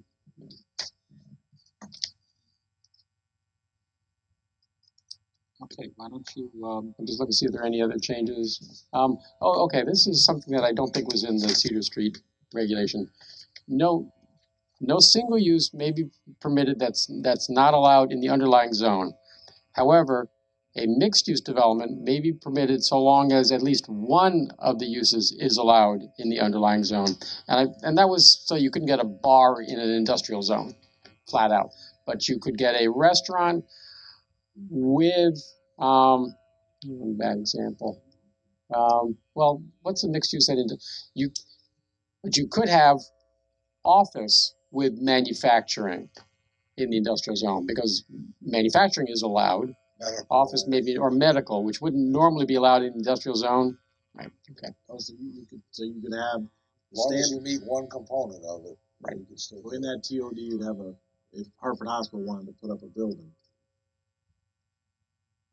Let's say there's a I use Blueback Square because they have a Hartford Hospital they take up a lot of square footage there, and you have New York Workout Club below, Hartford Hospital above, but the underlying. So an example of industrial, say a guy wants to come into an industrial office building, it's under office, and it's an industrial classification, like Murrow wants to come back. And then on his other piece, he probably wants to mix use it with a medical facility. Well, I'll give a bad example, but it'll illustrate. If somebody wants to build a mixed-use manufacturing residential in the industrial zone, they could, or your regs wouldn't prohibit it, because at least half of those two uses are already allowed, the industrial. Okay. Makes sense. Yeah. And I think that was really the only change. Sidewalks, yeah. All development in the Newington Junction TOD overlay district pursuant to the section shall provide sidewalks along any state, town, or private street. Because there are areas of the Willard that do not have sidewalks currently. And I think that was, yeah, okay. So other than that, it's the same as the Cedar Street Station TOD district. Where, on page 4F, the bottom of page 4, where's that? Explain that F for me. Okay. All right. Now, when we say architectural elevations, what we mean is what the front of the building looks like. Or So the side, or the back.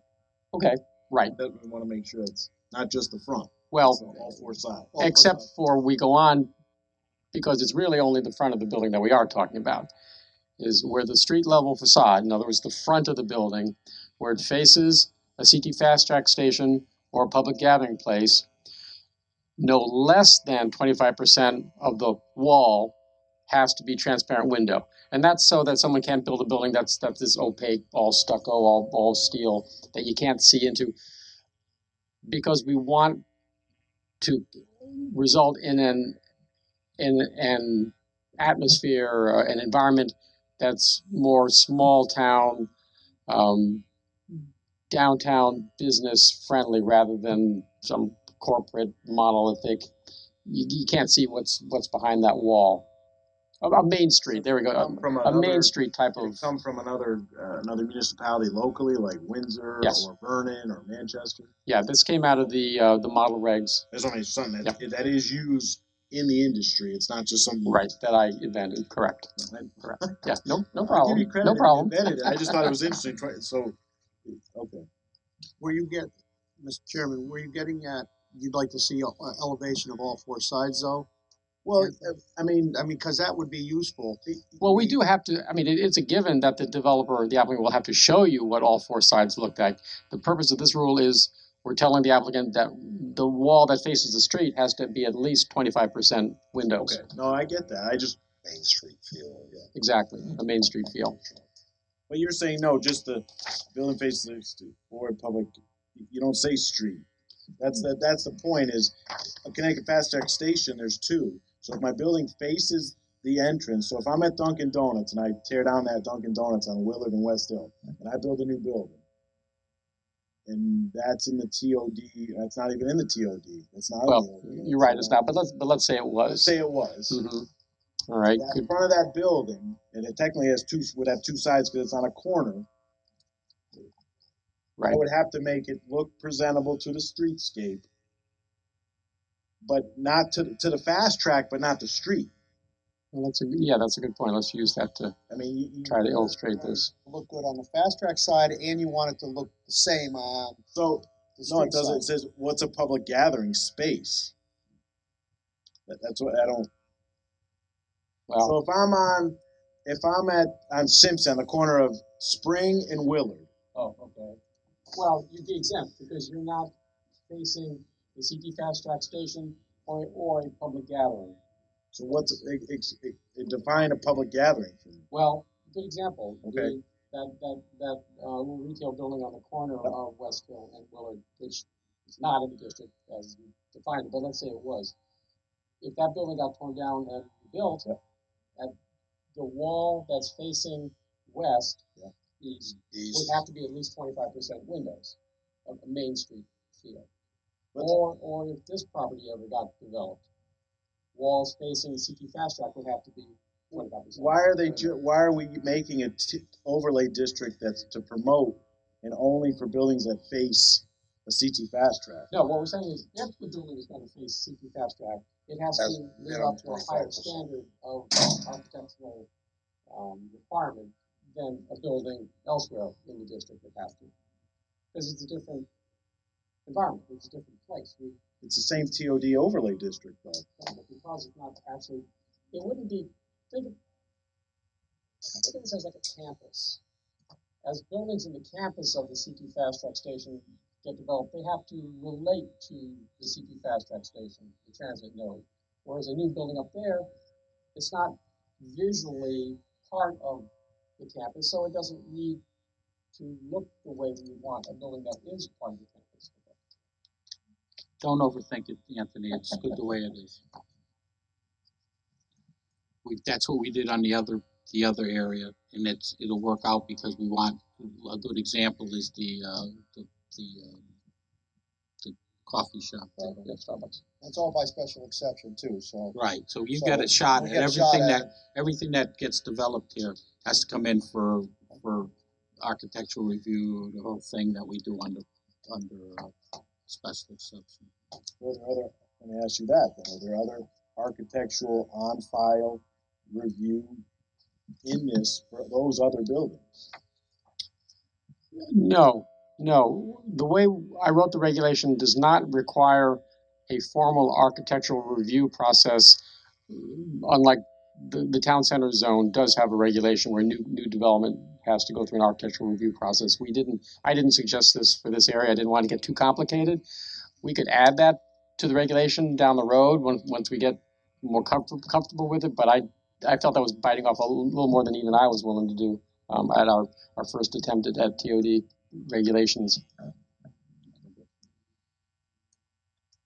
Next item, petition 4616, zoning text amendment, section 3.2.5, section 3.1510, hospital, sanitarium, rest homes, assisted living facilities, senior independent living facilities, convalescent or nursing homes, long-term care facilities, and continuing care retirement communities. Newington TPC applicant. You want to, Mr. Chairman? Okay. As I said in my report, this basically corrects an error that was made when the regulation was originally amended almost 2 years ago now. And if approved, the amendment would clarify that the only buildings that could enjoy the greater height and the greater density would be those buildings in the business Berlin Turnpike zone. That greater height, greater density would not be eligible anywhere else, which was the intent of the commission at the time. Commissioner remarks or comments? Sobieski, anything? I believe that's what the original intent was. Mike, anything?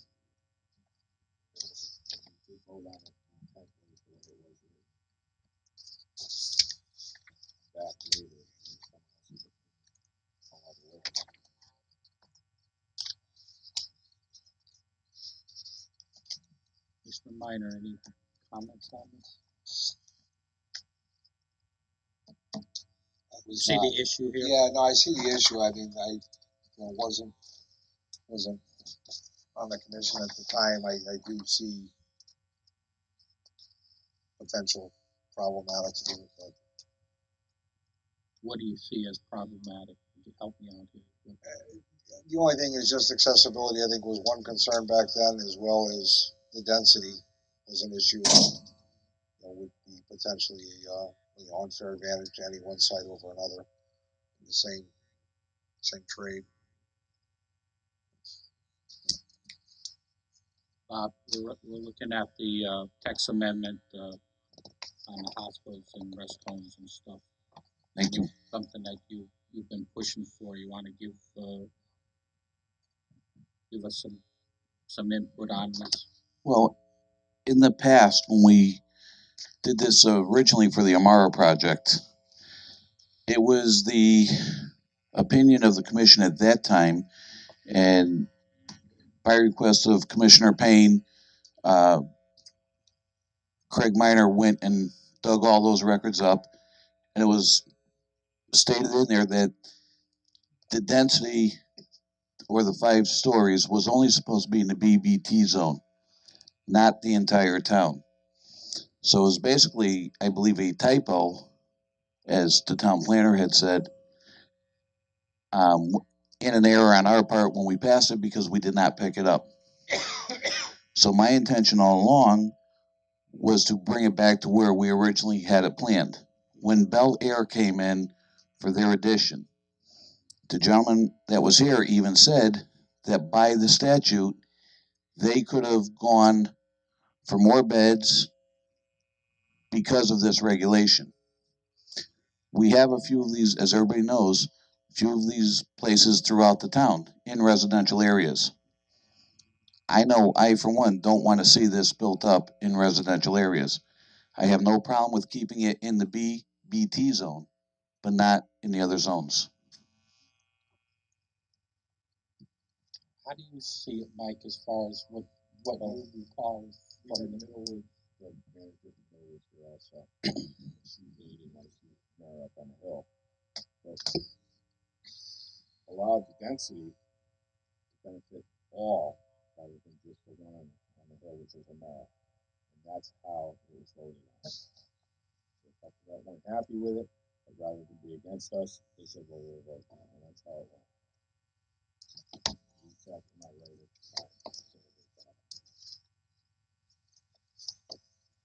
Theoretically, that wouldn't give them the unfair advantage to be able to overbuild something where nobody else would have the ability to do so. By, no matter what, they still have to come before us. Let's look at reality here. Let's look at reality. The Amara piece. So let's look at that.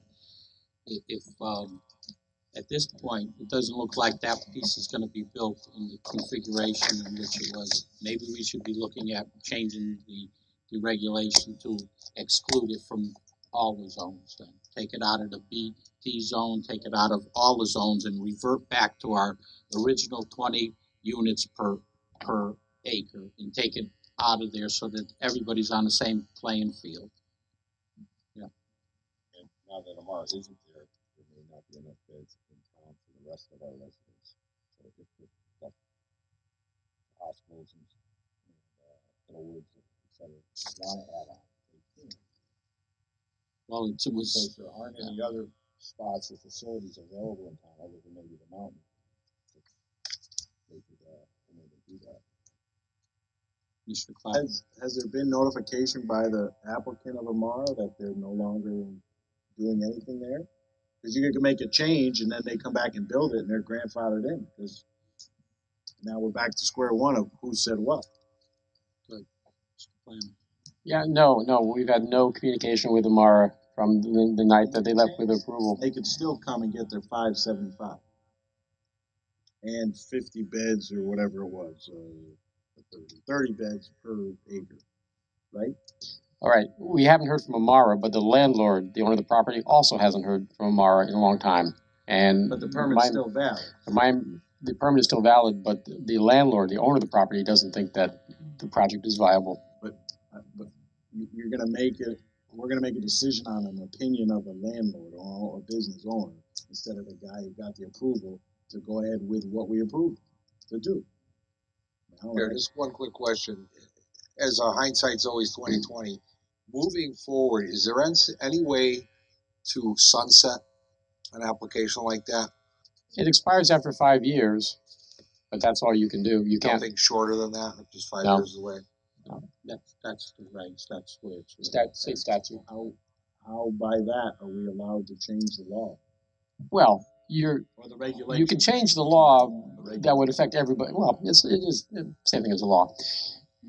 By changing it, what you're doing is you're making it such that any future application anywhere else in Newington would have to follow these rules.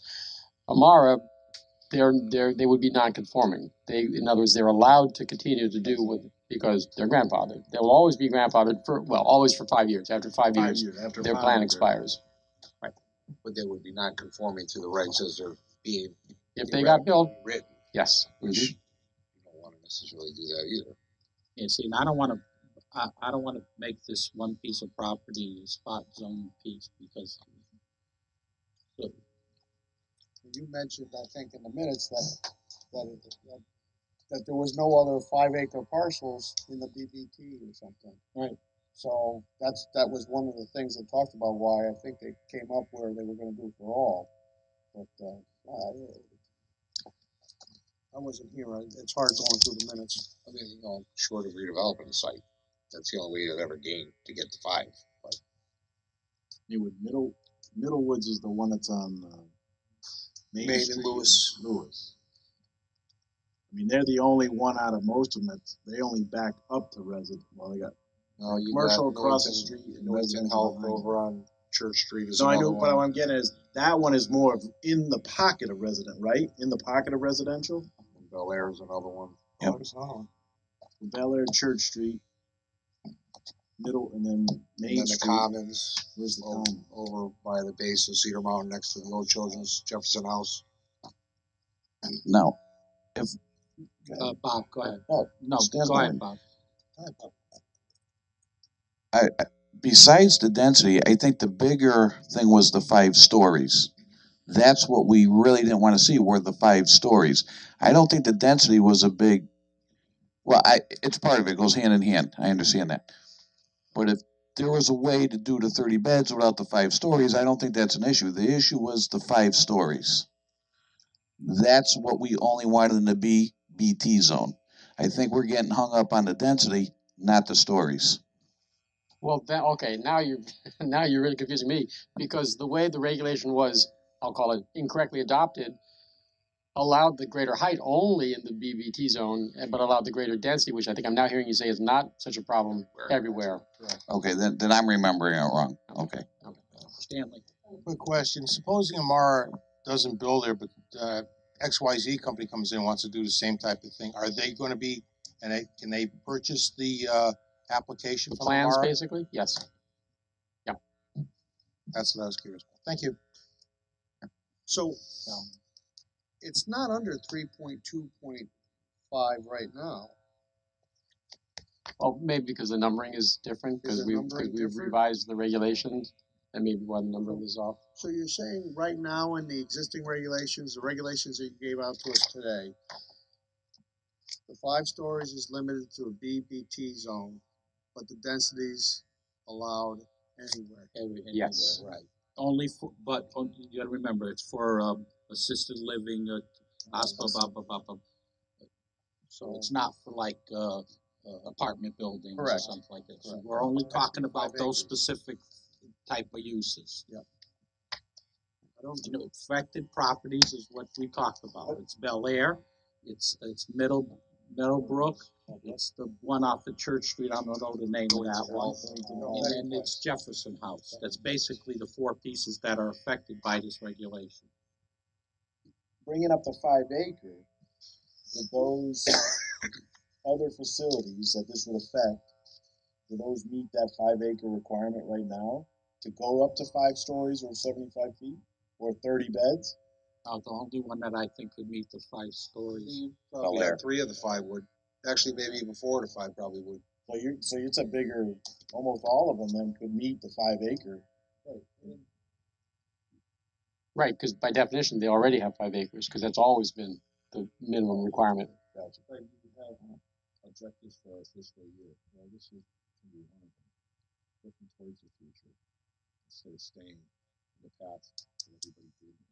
We would sell and market what the town needs rather than keep going with people, with the few people who don't want things.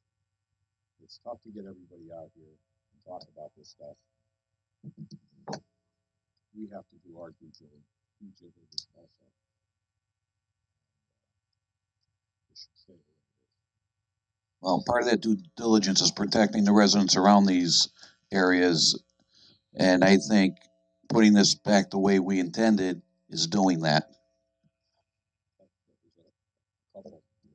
Again, to promote the future and the business of the future, the current 4, or already we have convalescent style assisted living facilities that are ever changing from just assisted living now to dementia and all that, which is a whole other, we haven't even seen that go out toward Manchester, and these guys compete next to each other on, across from Evergreen Walk in Manchester. The villages of Manchester, it's the same thing. They're competing. So we have to look at the future, because what if Middlewoods comes and says, hey, I don't want to leave Newington. I've been here for years. I have how many Newington residents that are family members that grew up here, want to stay here. You kind of have to look at the future, and if the building fits the 5 acres and they meet the requirement and they want to grow and they want to get bigger, then the only way for that facility to grow would be to go up. And they don't have the luxury of going up 5 stories. So but that's then not again, part of the zone. you don't know the feasibility of them to do that is not there probably on the construction side of that, and the cost benefit of I'm going to displace all my residents so I can put 2 more stories on. You know, there's a lot of other components than to just say we're not going to accept this. I mean, I don't know many companies that'll basically cut the 4th floor roof off to go up to a 3rd floor to go up 2 more floors. I don't know any building that's done that. They usually go out and then up because it's cheaper.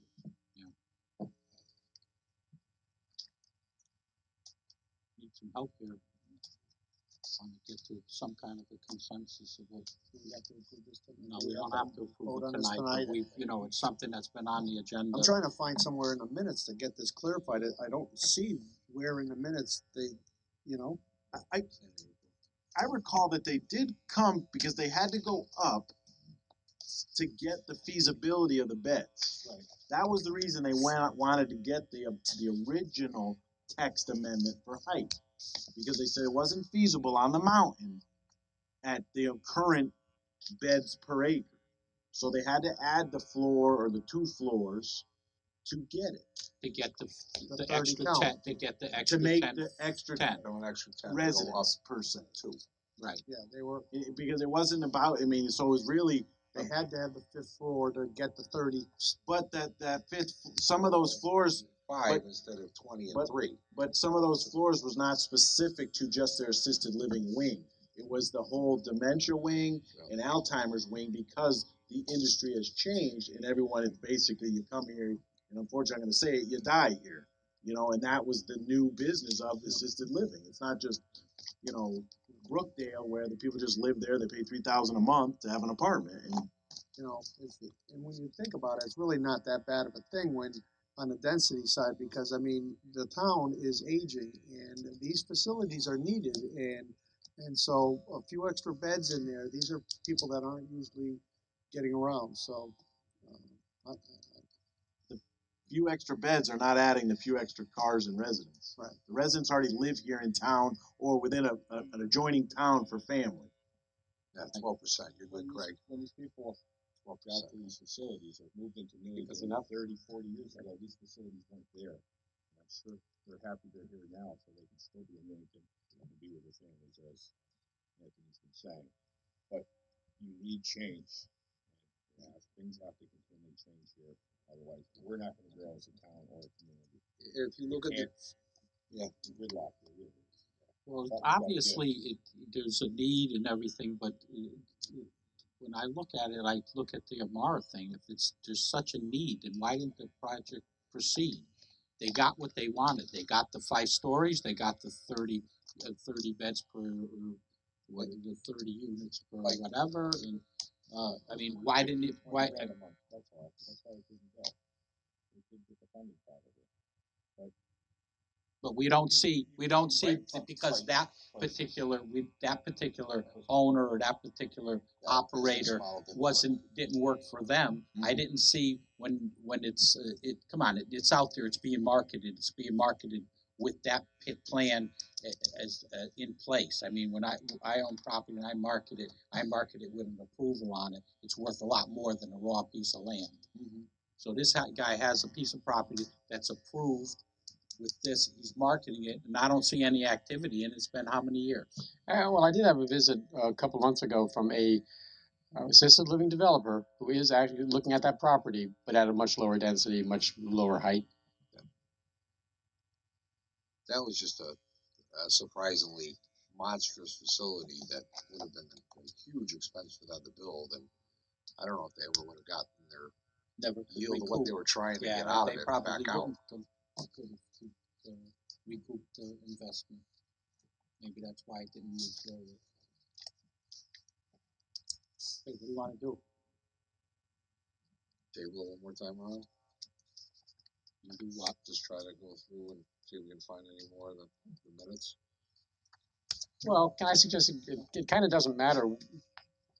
Kind of doesn't matter what the minutes show. What matters is what you gentlemen, tonight think is best for Newington. I personally don't think you can make a decision until you have something from the person who has the 5-year window on it. Until you get something from them that says he's not affected by this. But we are on our. You're going to have another non-conforming facility, and that basically. No, you're not. Not by the way that He won't be non-conforming. If this no, he won't be. This doesn't affect him either way, because if this is approved, the greater height and the greater density in the BBT zone will still remain, which is what he has in his pocket. So he is totally unaffected by this. I was going to say that hurts the spot zone. That's the whole point. Zoning. The point of him having a competitive advantage over others is a good point. Yeah, and he has a 5-year competitive advantage right now against his closest competition within the same town, and that's a lot of facilities to be in one town. And one's going to maybe go for a renovation soon. Bel Air, I don't know where that's the. I mean, that's the other thing. He has an approval. That's the other thing that's a little bit ironic. If you look at the demographics of surrounding towns, Weathersfield, to the best of my recollection, has 0 in town. Rocky Hill, I think, has 3 or 4. Berlin, I believe, has 3 or 4, 2. So each one's got a couple, but there's a few that have none, and that's why they're closed. Could not support it. Yeah, it's been vacant now. What? 3. And then the other, West Hartford one that they had at the same time was converted to, knocked out and West Hartford just did that big addition on the one at Sears at the mall. They put that huge addition. It's not even. It's still. Don't think it's right. They put that huge addition on. They haven't moved into it yet. It's still vacant, but it's finished. So there's as that's another very Commissioner large Camillo facility. says, hey, it looks bigger than it actually is, but it's the same exact size as the building that it's adjacent to. It looks bigger because it's closer to the road. So that's the biggest thing is, things get closer to your eyes, they look bigger. But that's the same exact 4-story building, same color, tone. It's a different type facility though, because it's for the future. And that's why it's completely empty right now. So someone thought for the future. We've got to come to a consensus here. I got to get an idea of which way this is going.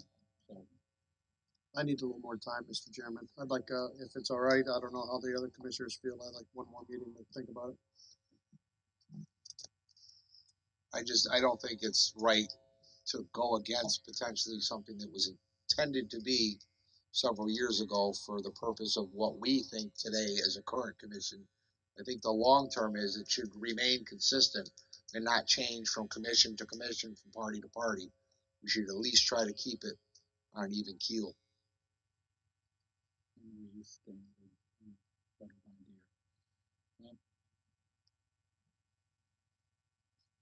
Better do some soul searching because next meeting we're voting on this. So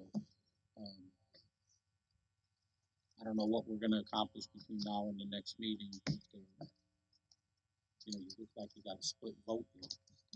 So, we'll put it back on for vote for the next meeting. And we'll bring it back on old business for it's our application. We could let it go another meeting. We'll put it back on. Next item is petitions for public hearing scheduling. None. Nothing. Town planners report.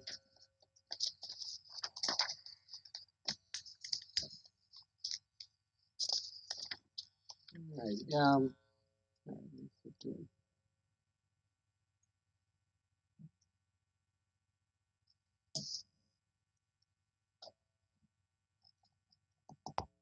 Okay, at the last, well, a couple TPZ meetings ago, I was asked to do some research into whether there are any deed restrictions on any of the town-owned open space.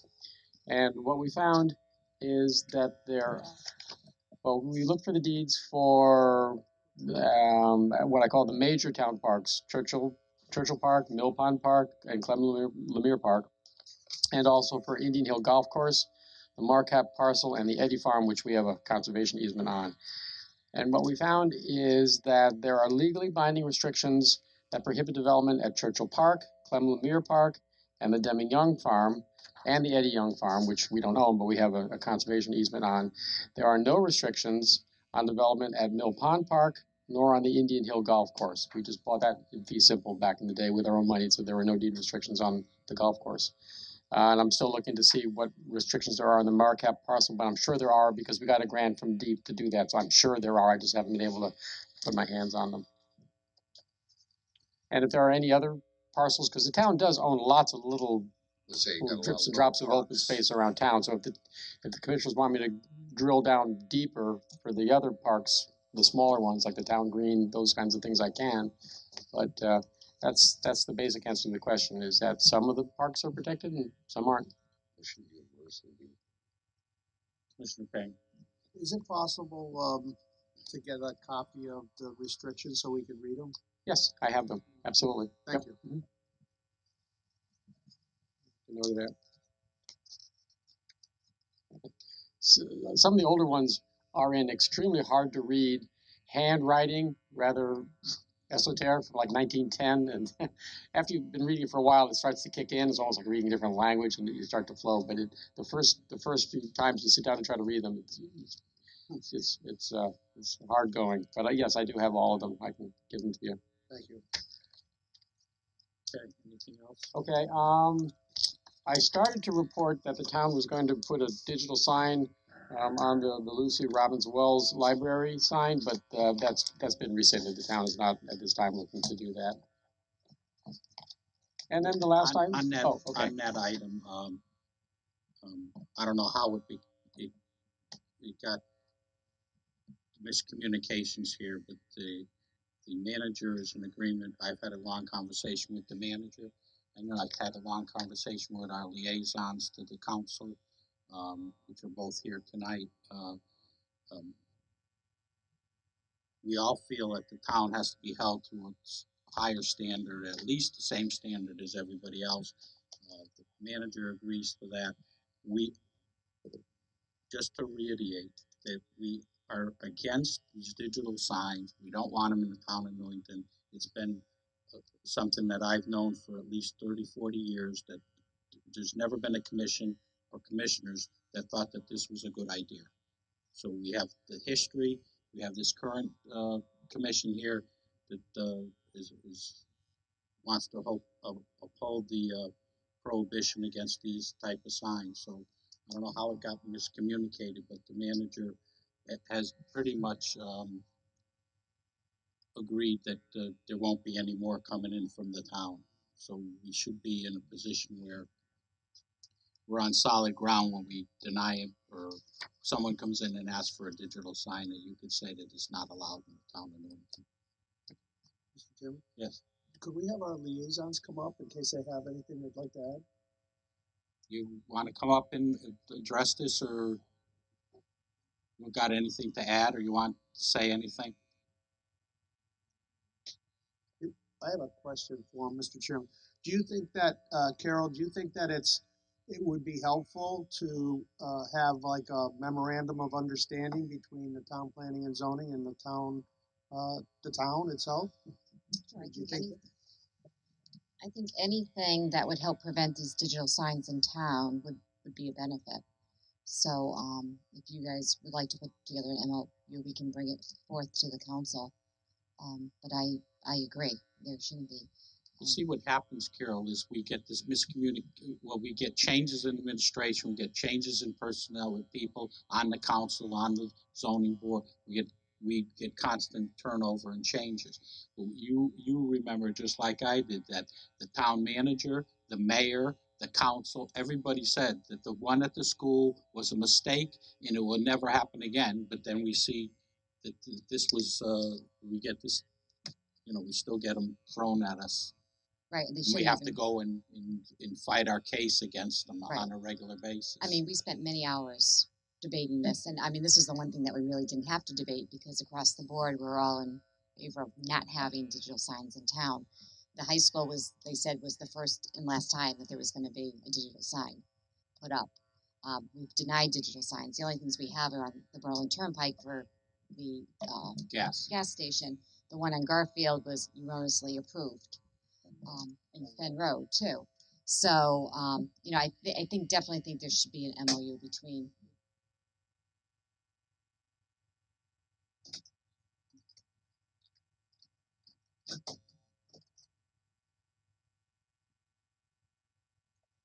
The two bodies.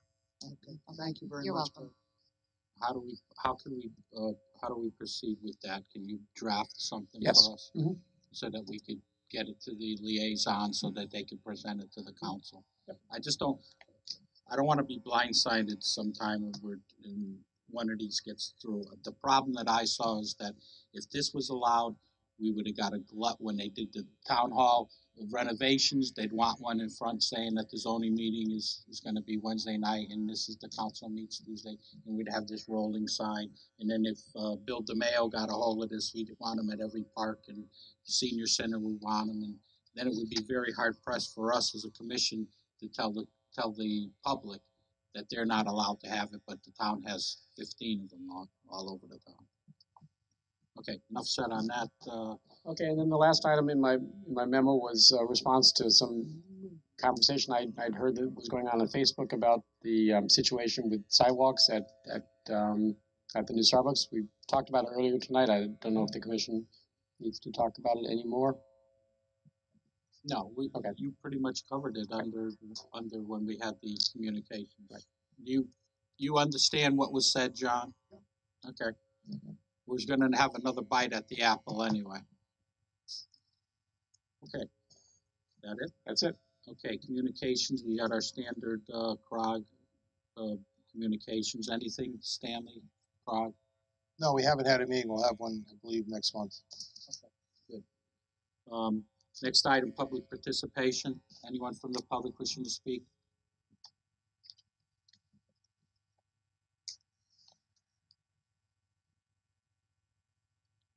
Carol Annis, 30 Harding Avenue, member of the Town Council. I'm also a member of the Open Space Committee. Craig, can you possibly have copies of all those deeds for our meeting tomorrow evening with the restrictions so I can look at them? As well as you'll have even the ones that don't have anything in them. Okay, thank you. Rose? Okay, John? Rose closes the show. Oh, well, that's right. John Bashan, 56 Maple Hill. Just wanted to ask the planner about the discussion about Amara. I remember their original plan for the plaza and the multi buildings there. They got an extension, but wasn't that just for an extra year? The extension that you remember was to the original shopping center that this commission approved some 6 or 7 years ago, and the landlord came before the commission last year or 2 years ago and got an extension to the old site plan. So is that expired yet, or? I don't remember whether you gave him 2 years or 1 year at that time. I haven't thought about this in a while. Anyway, because it was more than 2 years ago. Even if we gave him 2 years, it's been over 2 years. May will be 2 years, so he might be coming back in the next month or so. He can ask for more. He can go up to, I think, 10 years, but it's at your discretion. You don't have to approve extensions. I'm a little sympathetic for the guy because I feel sorry for him. He's got a lot of invested in there. He pays a lot in tax, and he can't get anything done. You know how much I was against it, and I was especially against the increased 30 units per acre. And I think that this discussion that you've been having, I thought it was already ironed out in public when it was still in the public meeting stage, that you were going to go back to it. Not that you were held to that. We were all nodding our heads back here when you were talking about what was said at the meetings, and it was definitely only intended, I remember it was said that it was only going to affect that one single property. So if you kept it just in the BT zone, I think that's fine, but definitely not across town, in my opinion. I understand what the planner said. It doesn't matter what went on in those meetings. If you want to change it, you could always change it. But and then back to the sidewalk thing, I'm encouraged to hear all the discussion about it, and I especially appreciate Commissioner Sobieski's input on the Cedar Street. You know, the state just rebuilt that one bridge, the bridge over the busway, and they did make it extra wide. The tunnel they made extra wide, but they made the road just big enough in that little bit of a, what he's calling a snow shelf. There's actually a sign right in the middle of that, which is almost a sidewalk. I ride my bike through there. I got to barely squeeze through it. I don't know who thought about putting a sign in the middle of what is essentially a sidewalk, because whether you say it's safe or not, people do use that walkway. I call it a goat path, and it's pretty dangerous. People do walk up and down there. I ride my bike there. Also encouraged to hear that going forward, you'll be trying to enforce sidewalks in some of the new development there. Makes sense. It's got to be done piecemeal, little at a time, but that's when you get these people to do it, when they're proposing a development. They've got the money and they should be expected to do that, because anywhere else they go, they're going to have to do it anyway. So I think that's it. Thank you. Okay. Rose, you're up.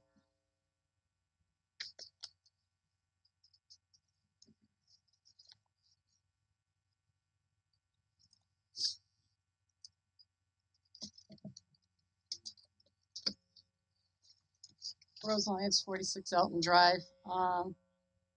With all due respect to the commissioners here, petition 4616, it was my understanding that the intent of that petition was to correct a typo or a Scrivener's error or whatever. I didn't think it was to rehash what had been done over many public hearings and meetings at this committee. If that's the intent, then I'm mistaken, but I think we all sat here and listened to what Amara had to say. In my opinion, their reasoning for requesting that size of the property was they based it on a housing needs study that the town of Newington did, that they cited seniors were looking for a facility such as that. I looked at the study. Seniors like myself are looking either to stay in their homes, and the state legislature is doing a lot of work to try and keep the elderly people in their homes, or they're looking for affordable housing and not looking for the high class place that Amara wanted to do. But in any case, I just wanted some clarification what the intent of petition 4616 is. When I worked for the court, if we made an error, if there was a Scrivener's error, we just corrected it by the judge deciding that, yes, this is what I meant, and this is what it should have said, and we just did it. We can't agree on whether it was a typo or not. That's the whole point of the discussion tonight, Rose, is that we don't know. Well, whether it was. We got people saying it was, and we got people saying it wasn't. We got disagreements on whether it should be, we should go with the changing it back to 20 units. We got disagreement here. So well, that's I'm trying to get some kind of agreement, either it was a typo or it wasn't, but it shouldn't change from either what it is now to something else, in my opinion. That's all. As for the digital signs, I was around for the high school fiasco, and I don't think that I heard anybody from the town manager's office admit that it was a mistake. They said it was the town manager's authority. They could do it. There's some sort of authority under the town manager's administrative letter, I guess, like something like this, that they can give permission to put whatever kinds of signs they want. I remember Kathy Hall and I think Dave Pruitt coming to the town council and pleading their case, and it fell on deaf ears. They didn't want to hear anything about it. Do I think we shouldn't have digital signs? I don't think they should be anywhere. I don't think they should be on Connecticut Fast Track, but they're there. But in any case, we got assurances from the mayor and the manager at the time that this would be the first and the last sign would be at the high school. And where are the mayor and the manager now? Well, that's the problem with that's the problem with the change in administrations and things. So that's why we need a memorandum of understanding between this board and the council, so that future councils and PPZs are on the same page. 'Cause I don't wanna revisit this every 6 months with someone coming in looking for a digital sign on a piece of town property. I hear what you're saying. And hypothetically speaking, since Dunkin' Donut got brought up at economic development, Mr. Brecker stated that there may be a new application coming forward for some activity over in that area. And I remember several years ago when the Dunkin' Donut was approved for that site. I don't know if you were on the commission then or not. I asked Dave Pruitt and I asked Ed Meehan and they both asked Art Hankey about the conditions that were put on that property. And I thought at that time the car wash was supposed to come down then. I don't know whether or not if a new application comes in. I don't believe that Mr. Minor has the old application or the site plan or whatever. It might be something to look at, just a suggestion, because the traffic pattern there 10 years ago was a concern to me, because my sister-in-law lived on Chapman Street, so I was following it pretty closely, and what was supposed to happen didn't seem to have happened. And if you turned up the heat to try and get rid of us, it didn't work last night, and we're here tonight. But I'm talking to Dave Langdon tomorrow. I'm writing emails. I'm going to get on Facebook and I'm going to get some kind of a campaign going to save room L101. Mrs. Payne left and said thank you for the sauna. She didn't have to pay for it. Hey, Gail, you're up.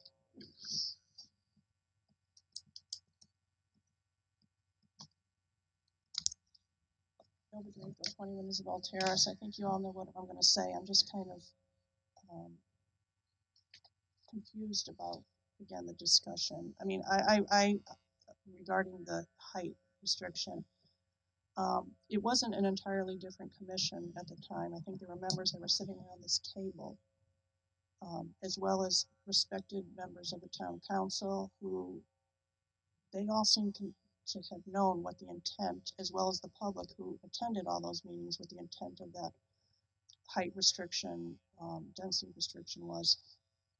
And we would not be having this discussion if the amendment had been written as such. And there was a comment or two made tonight that kind of bothered me, saying, well, it doesn't matter what the minutes say. You're a whole new commission. You know, you can do what you want. Well, I really don't think that's the way to operate business. It was certainly because if you start operating that way, then everything is up for discussion every 2 years. It was at that point specific to a specific petition. We're not talking about the future possible developments, possible this, possible that. The money follows the person is the thing that's happening in care for the elderly now, trying to keep people at home. Perhaps some people on the commission or whatever, they might have property that they feel they can benefit from should this go forward. But in any event, I mean, I don't know. I think there's a lot of us back there and people sitting around this table who I don't think we all could have, misunderstood what the intent of that petition was. Thank you. Okay. Guess that's it for public participation. Remarks by commissioners. Chair, just one quick. Sure. Walgreens Roland Turnpike has a digital sign. Yep. How did that mistake okay. Because I think there's definitely a distinction on how they operate. You do have the scrolling, the flashing, and everything else. They seem to go with a once a week, whatever their flyer is, for the one item, and that's it. It's dimmer at night and it's brighter during the day, and it doesn't alter beyond that. They were told to do that because it was I don't know the whole every intricacy of how that they got it, but they got it and it was a mistake, and we have to live with that one mistake, but we are not living with any other ones. Any other commissioner remarks, Anthony? Getting back with the signs, I think the zoning officer brought up Mike. We really also have to look at the flashing signs that are in the glass of the window to coincide with the digital signs. And I'll use Gateway property, the dental place. There's two that flicker. It's just distracting when you're trying to tell a business they can't have that sign, which I agree with. But then you have current businesses That's a violation. that have those signs, and you know, I get the on the or the the open OPE and nickel and but also the amount of coverage of the windows in buildings because that's signage. Yeah. So yeah, I think it really has to be addressed, especially on the pike. Okay, well, something we'll bring up at the next meeting. Bring it up again. Anyone else? Dominic? Yep. On the Mora project, I just want to state for the record, I wasn't here on TPZ for that, and so I'm relying a lot of my stuff on the minutes. I've read through them once. Everybody was all over the place. There was conversations that started talking about one thing and then they talk about something else. So it's very hard to grasp exactly everything. I want to read them one more time so I can have a clear understanding for this for next meeting. Thank you. Okay. Any other? Can I get an updated address on that stuff? I'll give you a copy of the minutes. Yeah. Thank you. Yep. Mike. That specific. Right. For the Morrow project for their text amendment, I made the motion. Kathy asked me, keep it just like it is, and I said yes. And that's how it went. And you seconded it, and we all voted it out. So, as far as the adjacent property, the busway, I don't know.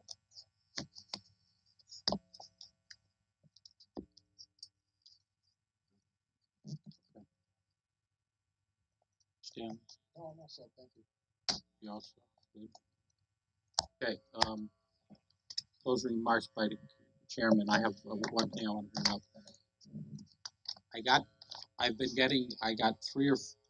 I got a couple of calls from realtors and one from an existing business owner. I was not aware that the commission that in 2007 that removed most of the items out of the zoning regulations also removed storage units out of the at that time removed storage units out of the thing. Out of the PD zone. I've gotten calls from some realtors and I've gotten calls from an existing storage facility that wanted to expand. And I said, well, let me. And I looked at, I couldn't. It's not in the regulations. So apparently, when I did some research, I found out that that commission, along with taking out the auto regulations, the drive-throughs, Rear lots. the rear lots. Now I find that they've taken out the storage units in the PD zone. Was there anything else that they took out that we should know about? Because it's like Probably. I find it. I'm looking at it, I'm saying the PD zone is a modified industrial commercial type zone. That's what it is. I look at the storage units as basically warehousing. I look at it from the perspective from the town, and I say, what's so bad about those? We don't have to do anything. We don't have to pick up their garbage. We don't have to plow their snow. We don't have to do nothing. They're low traffic generators. Uh, they pay taxes. It's another form of warehousing. And why did we? I don't understand. I didn't understand the logic of why we took it out of the zoning regulations. I think, from what I can gather from putting some pieces together, that the commission didn't want an expansion of that use on the Berlin Turnpike. And because there are sections of the Berlin Turnpike that are, there's multiple zones on the Berlin Turnpike, and some of the sections are PD zones, that they just took it, they didn't know how to handle it, that was beyond their comprehension. So they took it out of the whole regulations, which they did with the auto and the other things. I mean, there was better ways to handle problems than to just wholly dissect the regulations and remove stuff. And we proved that with the rear lots. We proved it with the drive-throughs. And now I'm seeing this situation, and I said, well, let me look and see, and I couldn't even find it in the regulations. And when I did the research, I found out that this commission removed that too. I would like to get the minutes of the meeting where they removed it and to find out what their rationale was, because if it was specifically to eliminate them on the Berlin Turnpike, which was their purpose to eliminate the auto uses also, they wholesalely removed it from the whole town. And there was probably an easier way to do that just by prohibiting them on the Berlin Turnpike. Okay. So could we look at that? 2007, yeah. 2007, and see if, I want to see the record, because I want to see if there's anything else that they removed at that time. I know there was a wholesale revision of the thing, but they didn't do their due diligence and find ways to solve problems. They just said when they saw the problem, they said the easiest way is to take it out of the regulations. But some of these uses have long historical uses in the town of Newington, and we're stifling people stifle people from being able to use their regulations and do certain things with their property that other people in the past have been able to use, and all of a sudden we say, okay, from this day forward, no one else can benefit from these uses. Particularly, one of the biggest ones was the auto-related uses. That was it. And then the drive-throughs. We've approved, since the last several years that I've been here, we've approved several drive-throughs. We just approved the drive-through at the Panera Bread. And I know that there's people coming in that they're gonna request drive-throughs on other pieces of property for restaurant uses. Is it possible their concern was by changing it just on the Berlin Turnpike zone, that they were concerned about getting considered spot zoning? Of just trying to say, just we're gonna take this track and change it. And they figured the safest way for them would just say, no more. It's the only rationale I can I don't know, is that spot zoning when you say that you can't have it on the Berlin Turnpike? No, it's not. Spot zoning is when you go in and take one specific piece of property, like in the middle of a residential zone, you take one house and you change it into, you want to put a gas station on it. That's spot zoning. We change the zone specifically from one zone to another to benefit one piece of property. And that's one of the things that we talked about with the Amara piece, is that we didn't want the perception of spot zoning by changing that one particular piece, so we changed it for a whole zone, which was the BBT, the Berlin Turnpike Business Zone. Stanley.